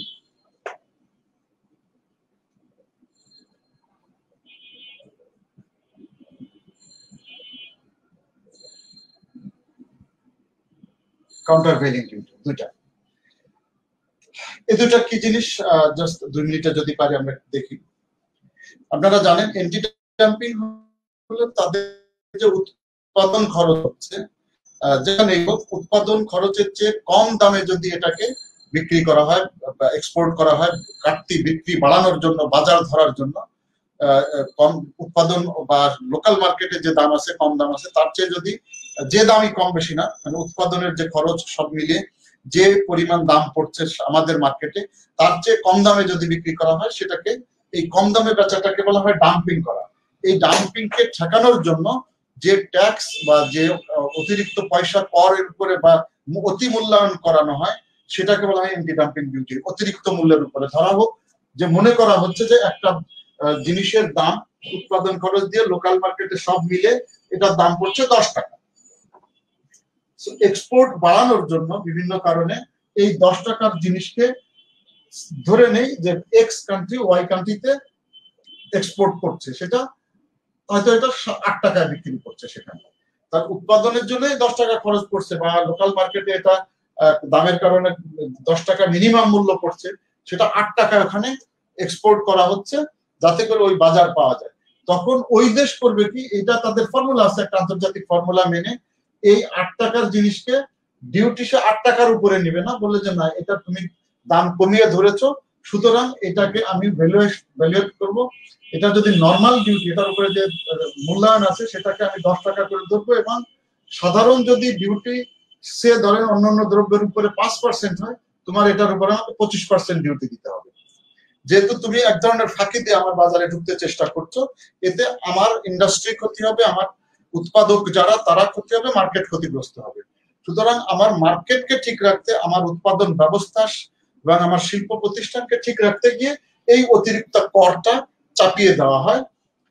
এই স্বল্প মূল্যায়নের কারণে যে অতিরিক্ত কর তারা নিজেরাই ঠিক করে, আমাদের সাথে আলাপ করে না, তারা নিজেরাই ঠিক করে এই হাই ভ্যালুয়েশন করে তার উপরে বেশি ট্যাক্স চাপিয়ে দেওয়া হয়। এটা হলো আপনার anti dumping duty. Countervailing ডিউটিটা হলো কোন জিনিসের উপরে সাবসিডি দেওয়া হয়, সহায়তা দিয়ে থাকে সরকার। যেমন আমাদের কৃষি দ্রব্য, এটার উপরে সরকার বিভিন্ন রকম সহায়তা, কম দামে কৃষককে সার বীজ কম দামে বা ফ্রি দিচ্ছে, বিদ্যুৎ কম দামে দিচ্ছে, তারপরে যন্ত্রপাতি কম দামে দিচ্ছে, টেকনিক্যাল অ্যাসিস্ট্যান্স ফ্রি দিচ্ছে। এই সমস্ত সহায়তা দেওয়ার কারণে জিনিস যদি সহায়তা না দিত তাহলে যে খরচ পড়তো তার চেয়ে অনেক কম খরচ পড়ছে। এই জন্য ডব্লিউটিও এর ফর্মুলায় যে সহায়তা দেয়া যাবে না, কৃষি সহ এ ধরনের জিনিসপত্রের সহায়তা দেয়া যাবে না, যখন সাবসিডি দেয়া হবে তখন আন্তর্জাতিক মার্কেটে যদি এটাকে এক্সপোর্ট করতে হয়, ওই যে সাবসিডির যে মূল্য সেটা ধরে জিনিসটাকে মূল্যায়ন করতে হবে। কৃষক তো জানে না, হয়তো ধরে নেন একটা আম বিভিন্ন সাহায্য পাওয়ার পরে পার কেজিতে কৃষকের মূল্য পড়েছে 20 টাকা, কিন্তু যদি সহায়তা না দিত সরকার, তাহলে হয়তো কৃষক একা করতে গেলে এটা 30 টাকা দাম পড়ে যেত। তো এই যে দামের পার্থক্য, এইটাকে এই সহায়তাকে ঠেকানোর জন্য এর উপরে অতিরিক্ত একটা ডিউটি বসিয়ে দেওয়া হয়। ওই মোটামুটি তাদের একটা হিসেব করে সাবসিডির পরিমাণ কত সেটা ধরে যে মূল্য আমরা লিখছি তার উপরে সাবসিডিটাকে অ্যাড করে একটা মূল্য ধরে তার উপরে ট্যাক্স বসিয়ে দেওয়া হয়। ওই ট্যাক্সটাকে ওই ডিউটিটাকে বলা হয় কাউন্টার ভেইলিং ডিউটি। সো এই এডিডি এবং সিবিডি, অ্যান্টি ডাম্পিং ডিউটি এবং কাউন্টার ভেইলিং ডিউটি, দুটোই ভারত আমাদের উপরে প্রয়োগ করে থাকে। যেমন আরএমজি, রেডিমেড গার্মেন্টস, তারা নেগেটিভ লিস্টে রেখেছে, তার মানে এটা ডিউটি ফ্রি আইটেমের ভিতরে পড়ছে না এবং সব ধরনের ডিউটি দিয়ে আমাকে এখানে ঢুকতে হবে।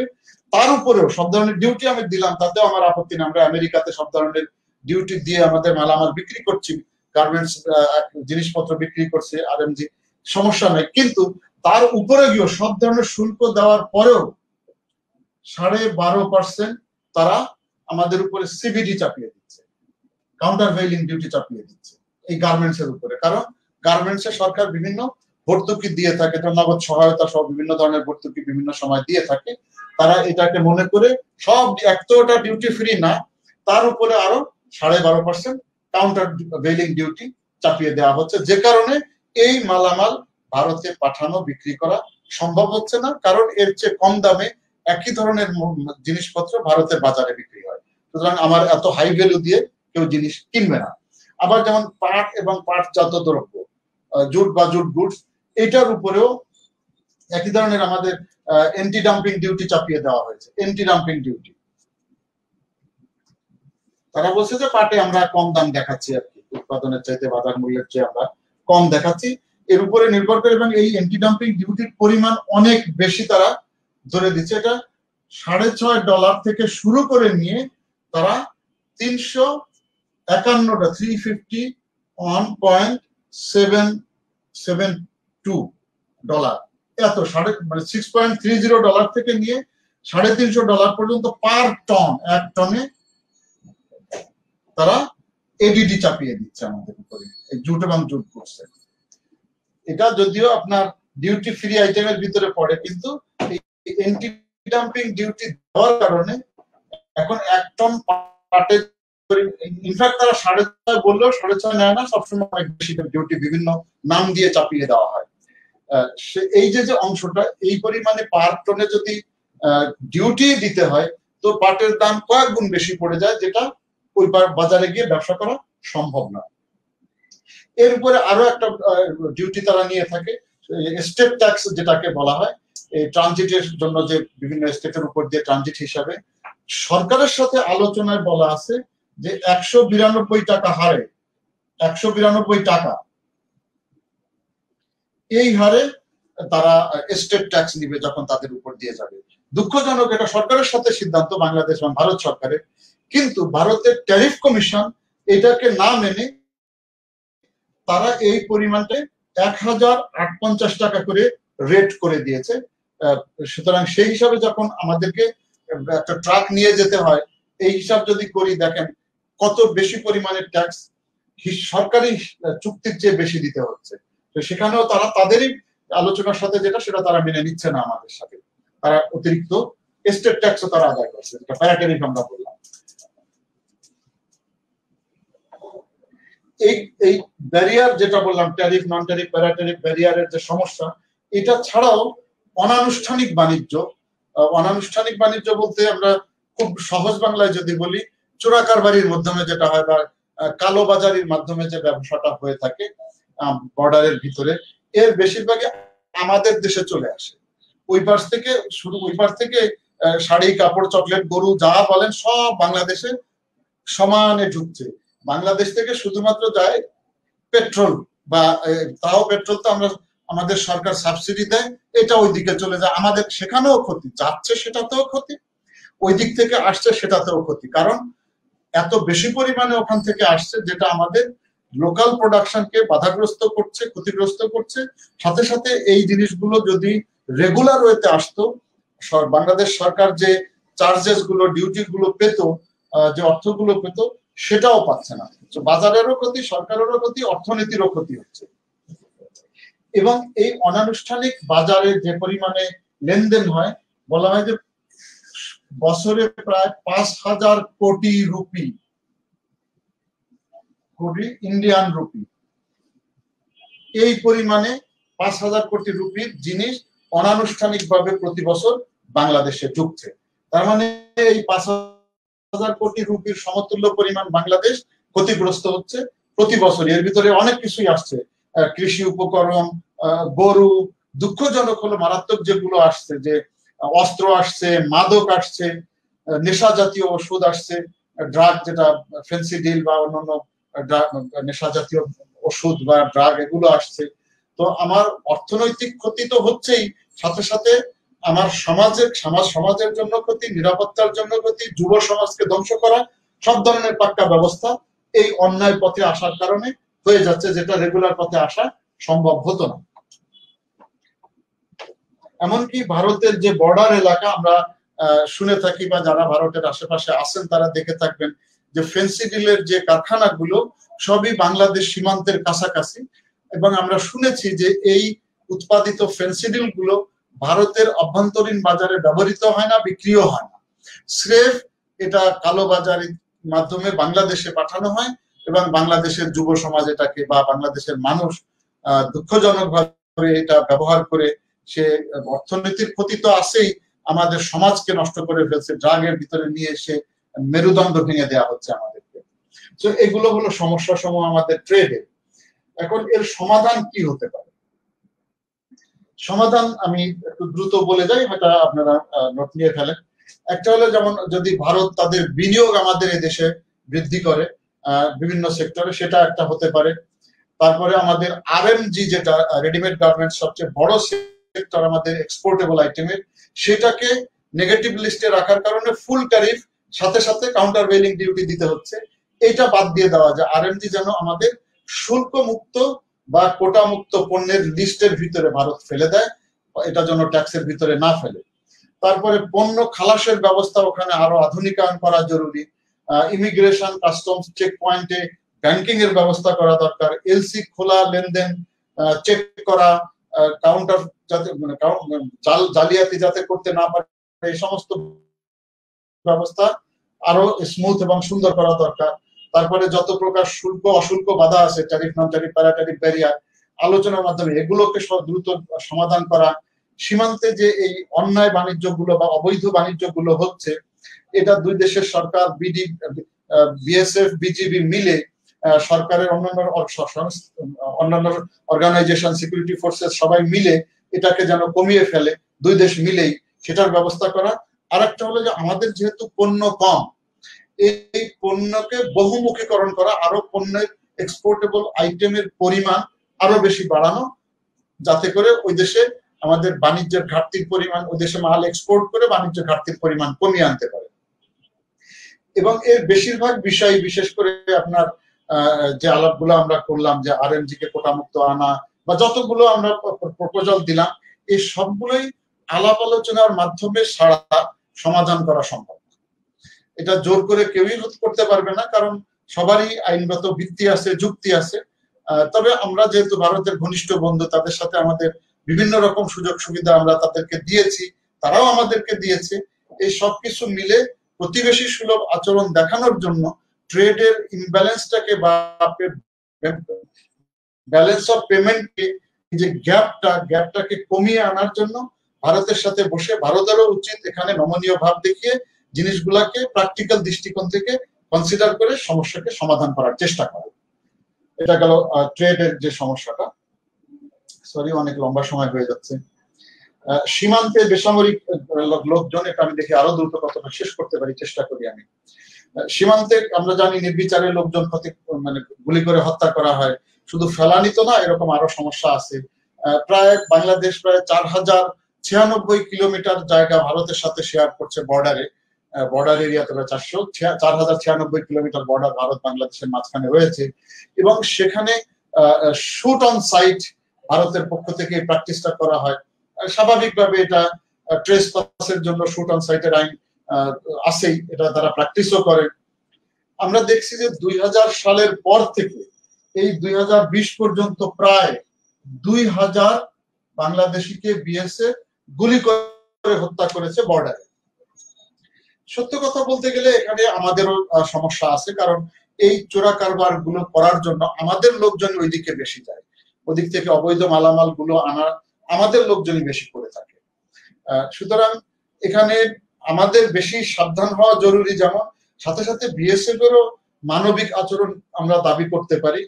বিএসএফ এর আচরণ পরিবর্তন করা, শুট অন সাইটের নীতিটাকে বাতিল করা, এবং এটা ভারত সবসময় বলে আসছে যে আমরা শুট অন সাইট করবো না, লেথাল উইপন ব্যবহার করবো না, রাবার বুলেট ব্যবহার করব, বিএসএফ এর আচরণে যাতে পরিবর্তন হয় সেই ব্যবস্থা নিব।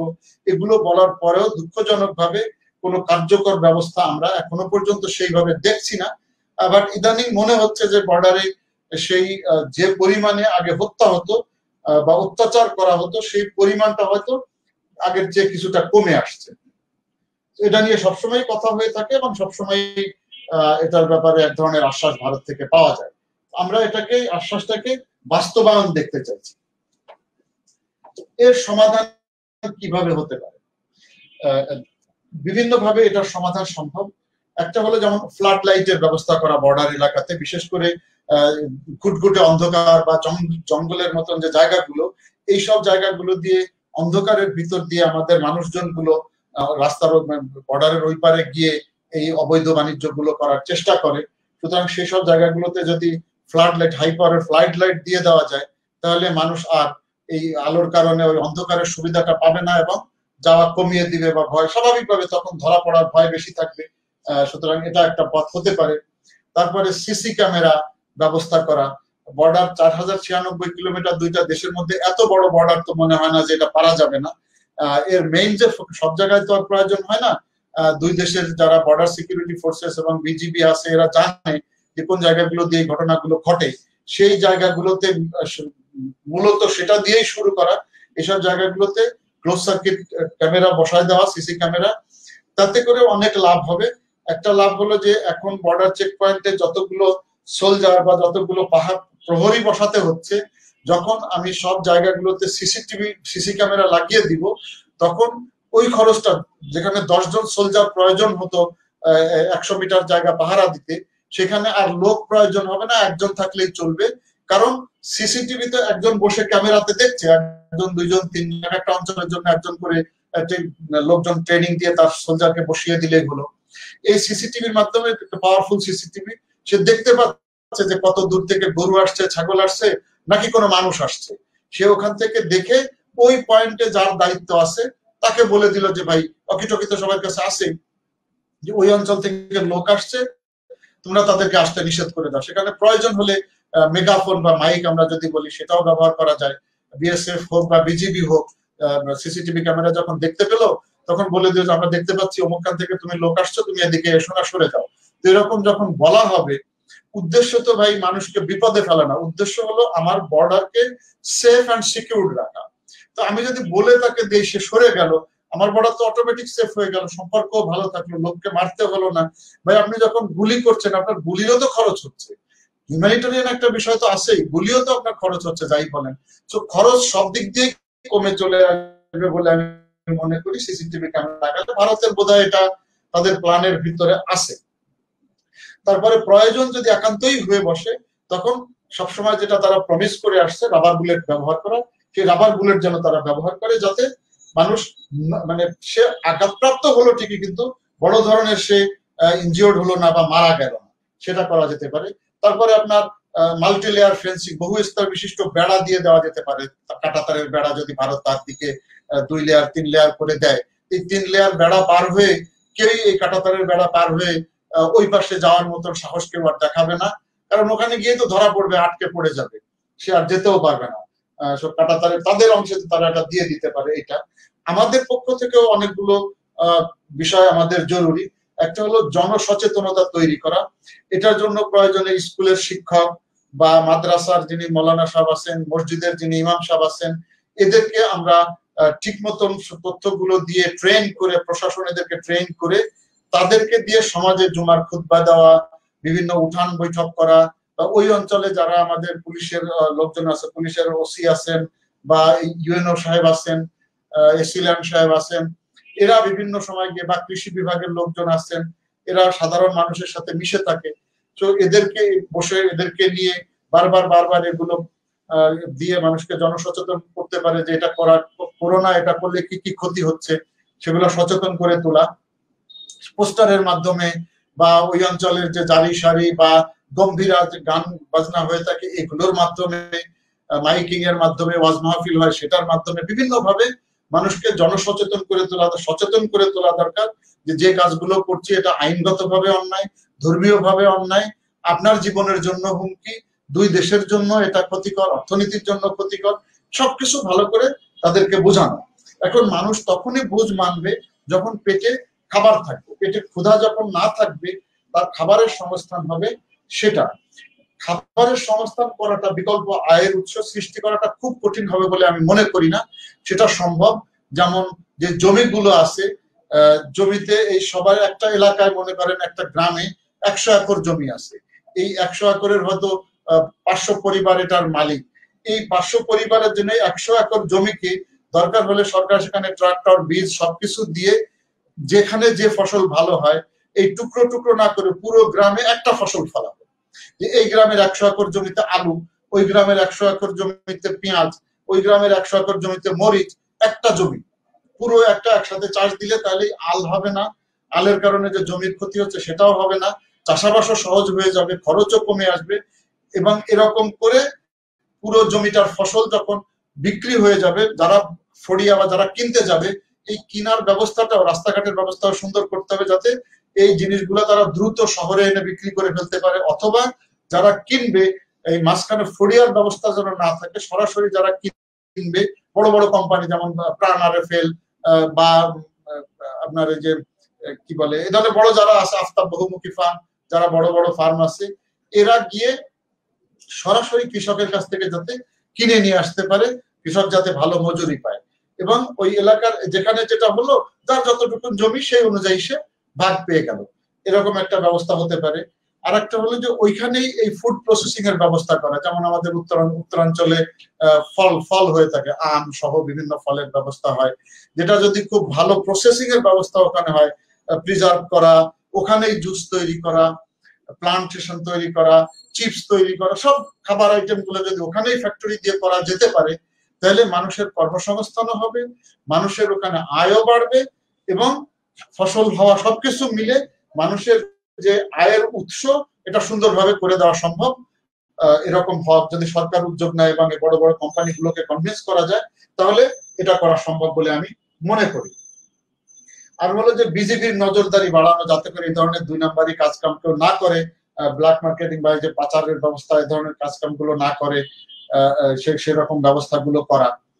সাথে সাথে দুই দেশের ভিতরে তো যারা সন্ত্রাসী লোকজন তারাও কিন্তু একটা অপরাধ করে এই দেশের মানুষ ওই দেশে পার হয়ে চলে যায়, ওই দেশের মানুষ এই দেশে পার হয়ে চলে আসে, কোনো অন্যায় কাজ করে, বেআইনি কাজ করে, সেটাও ঠেকানো।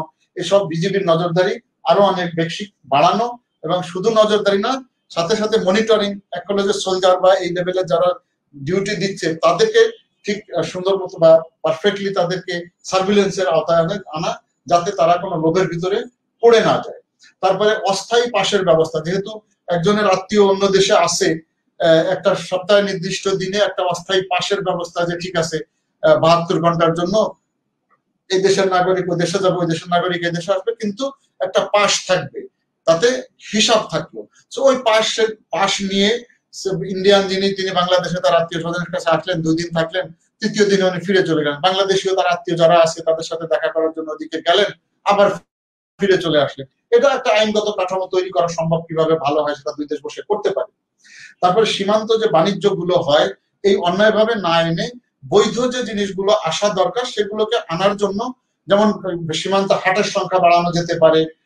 তারপরে আপনার যে মালামাল গুলো আনছে এগুলো সহজে কম ট্যাক্সের একটা খুব হেভি ট্যাক্স না ধরে কম ট্যাক্সের উপরে এগুলোকে একটা লিস্ট করে, বাস যে কে কি নিয়ে যাচ্ছে একটা হিসাব রেখে ভিতরে ঢুকতে দেওয়া, যেটা আমাদের প্রয়োজন আছে যে জিনিসগুলো, সেগুলো যদি আমরা আনতে দিতে পারি, সীমান্ত বাণিজ্য যদি বৈধ করে দিতে পারি এই ধরনের বৈধ আইটেম গুলোর জন্য, তাহলেও মানুষের ভিতরে এই অবৈধ পথে যাওয়ার প্রবণতা কমে যাবে বলে আমি মনে করি। আর একটা বললাম যে হাটের সংখ্যা, এখন হয়তো 4টা হাট আছে, সেখানে যদি আমি 10টা হাট করে দিতে পারি, তো মানুষ গিয়ে তার প্রয়োজনীয় জিনিসপত্র কিনে, সকালে 10টা থেকে বিকেলে 3টা পর্যন্ত হাট বসলো, 4টা পর্যন্ত হাট বসলো, মানুষ কেনাকাটা করে আবার ফিরে চলে আসলো বর্ডার থেকে।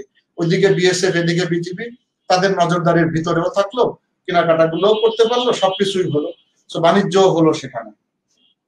সুতরাং এইভাবে সম্ভব সমাধান করাটা, যে বর্ডারের যে সমস্যা, সেটা সমাধান করাটা সম্ভব বলে আমি মনে করি।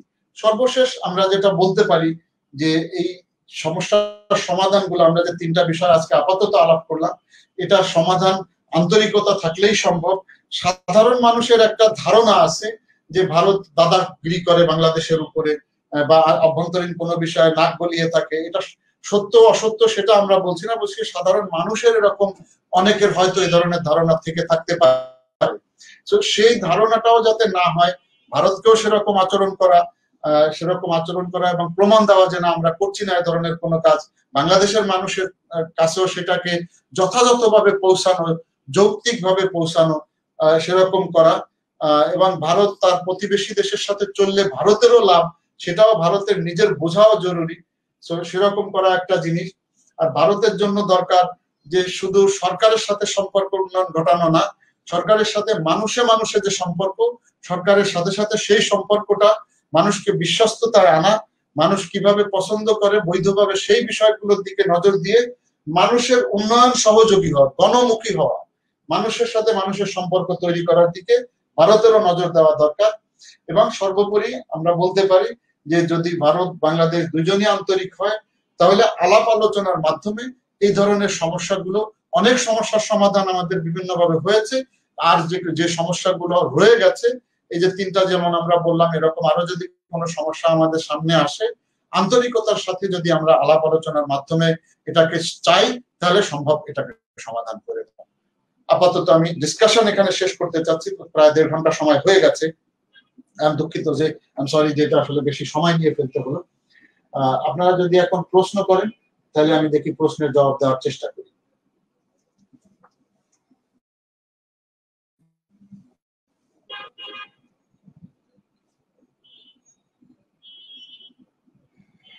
যারা সালাম দিয়েছেন ভাই, সবাইকে ধন্যবাদ।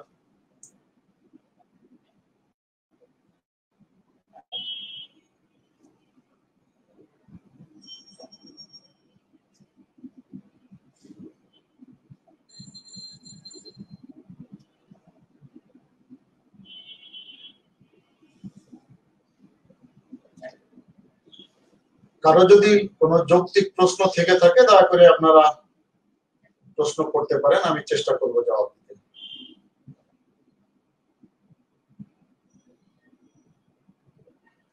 Tasnim Jannat, why India is not supporting Bangladesh in Rohingya issue? Tasnim, we cannot straight away say that India is not supporting Bangladesh as far as the Rohingya issue is concerned. They have issues as well. You know, politics, as far as the Myanmar is concerned, we keep that into our account. Like India has an agreement with Myanmar about surgical strike to be conducted inside Myanmar against the Indian insurgents, those who are killing the Indian soldiers and taking hideout in Myanmar area. So there is an agreement between these two countries that in such a case, India can have surgical strike inside this Myanmar land. So this is one issue. And if India supports Bangladesh about the Rohingya issue, because Rohingya issue is a sensitive issue for the Myanmar, they do not want it to be involved with some, even China, they do not want any third country to get involved into this. Again, India has this issue. You can see that when few police officers, they migrated, they ran into India. There was a straight threat given by Myanmar to India that these police officers, those who have fled from Myanmar to India, they should be given back to Myanmar, otherwise the relationship will be discontinued. So this is India's interest to keep his border safe.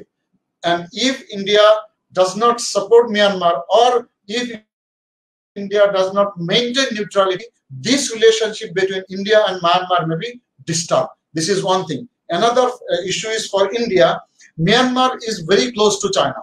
And in this area, India has some cold war with China as well. Physical war also, cold war also. So to counter China, India needs some kind of access and relationship with Myanmar. So for both the reasons, India cannot go against the will of Myanmar. If they support us directly, then it will go against the interest of Myanmar and against the interest of military people, those who do not want this Myanmar refugee to get back. So India is undone here as well. So we can say India cannot do that. We cannot say, rather India is undone here.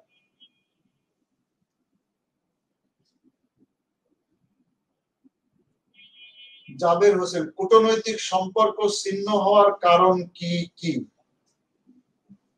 কূটনৈতিক সম্পর্ক ছিন্ন হওয়া না মানে আপাত বন্ধ, আমি ঠিক বুঝতে পারলাম। ছিন্ন হওয়ার জন্য সাধারণত যদি যুদ্ধরত হয়ে যায় সেরকম ক্ষেত্রে দুই দেশের ভিতরে সম্পর্ক ছিন্ন হয়ে যেতে পারে, অথবা এক দেশ আরেক দেশের বিরুদ্ধে যদি এমন কিছু করে, এক্স এবং ওয়াই কান্ট্রির ভিতরে এক্স কান্ট্রি ওয়াই এর বিরুদ্ধে এমন অ্যাক্টিভিটিস করছে সারা পৃথিবীতে যেটা তার জন্য সব দিক মিলে ক্ষতিকর এবং ডেট্রিমেন্টাল, সেই ক্ষেত্রে সে কাউন্টার ব্যবস্থা হিসাবে ডিপ্লোম্যাটিক সম্পর্ককে কমিয়ে আনতেই পারে। তাসনিম জান্নাত, how we can maintain a balanced relation between India and China? Okay, Tasnim, the relation, we have a good relation with India as well as with China. With India, we have a very strategic relationship. China, yes, they are number one development partner for Bangladesh, and our trade relation is main with China. Without the support or without the trade relation or without the support, as far as the trade is concerned, without the support of China, it might be difficult for us to run this even government sector. You know, the shirt you are putting on the button, you are having the mic I'm using, everything this way or that way, we are importing from China. So we need to have really, even while we are going to be graduated from LBC in 2026, it will be difficult for us to keep holding on the status if we do not have support, or if China goes against us somehow. We do not want that. So we need to have a very good relationship with India as well as with China.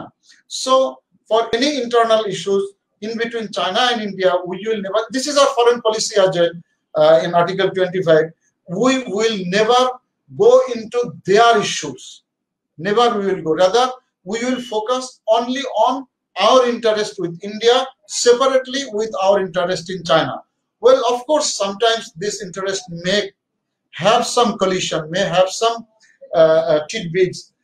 There we need the political acumen, our political leadership.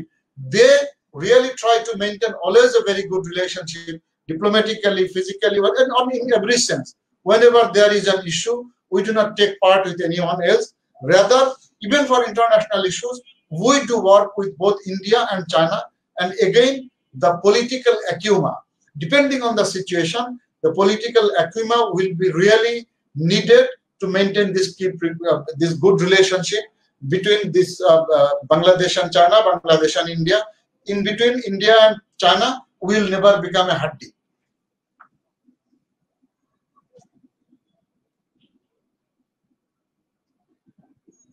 So আর কারো বোধহয় কোনো প্রশ্ন নেই আপাতত দেখছি।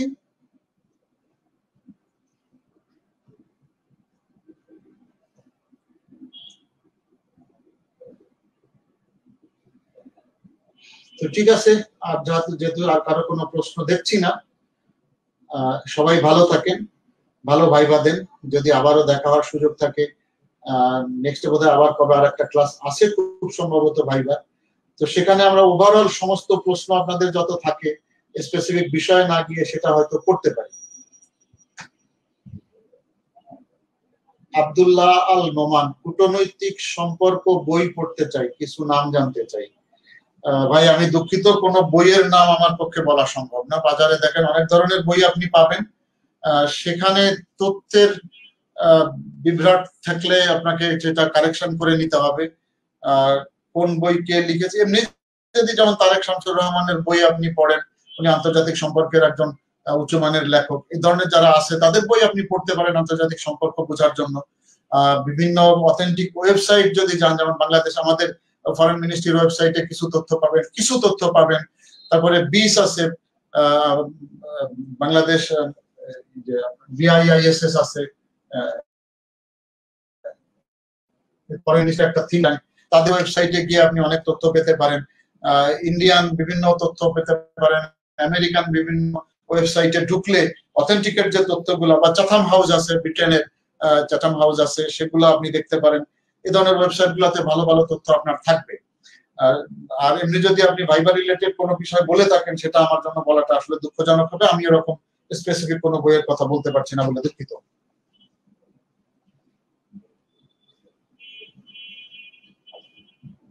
হাসান মাহমুদ, ধন্যবাদ ভাই। অনেকে হয়তো সালাম দিয়েছেন বিভিন্ন সময়, সবাইকে ওয়ালাইকুম সালাম। আর যেহেতু শেষ হয়ে গেল, আর কোনো প্রশ্ন নেই, সবাইকে আমি ধন্যবাদ জানাচ্ছি। আপনারা সবাই ভালো ভাইবা দেন, সবাই চান্স পান, সবাই ভালো জায়গায় ভালো ক্যাডার, পছন্দনীয় ক্যাডার পেয়ে যান, এই দোয়া করি, এই আশীর্বাদ করি। শুভরাত্রি, সালাম আলাইকুম।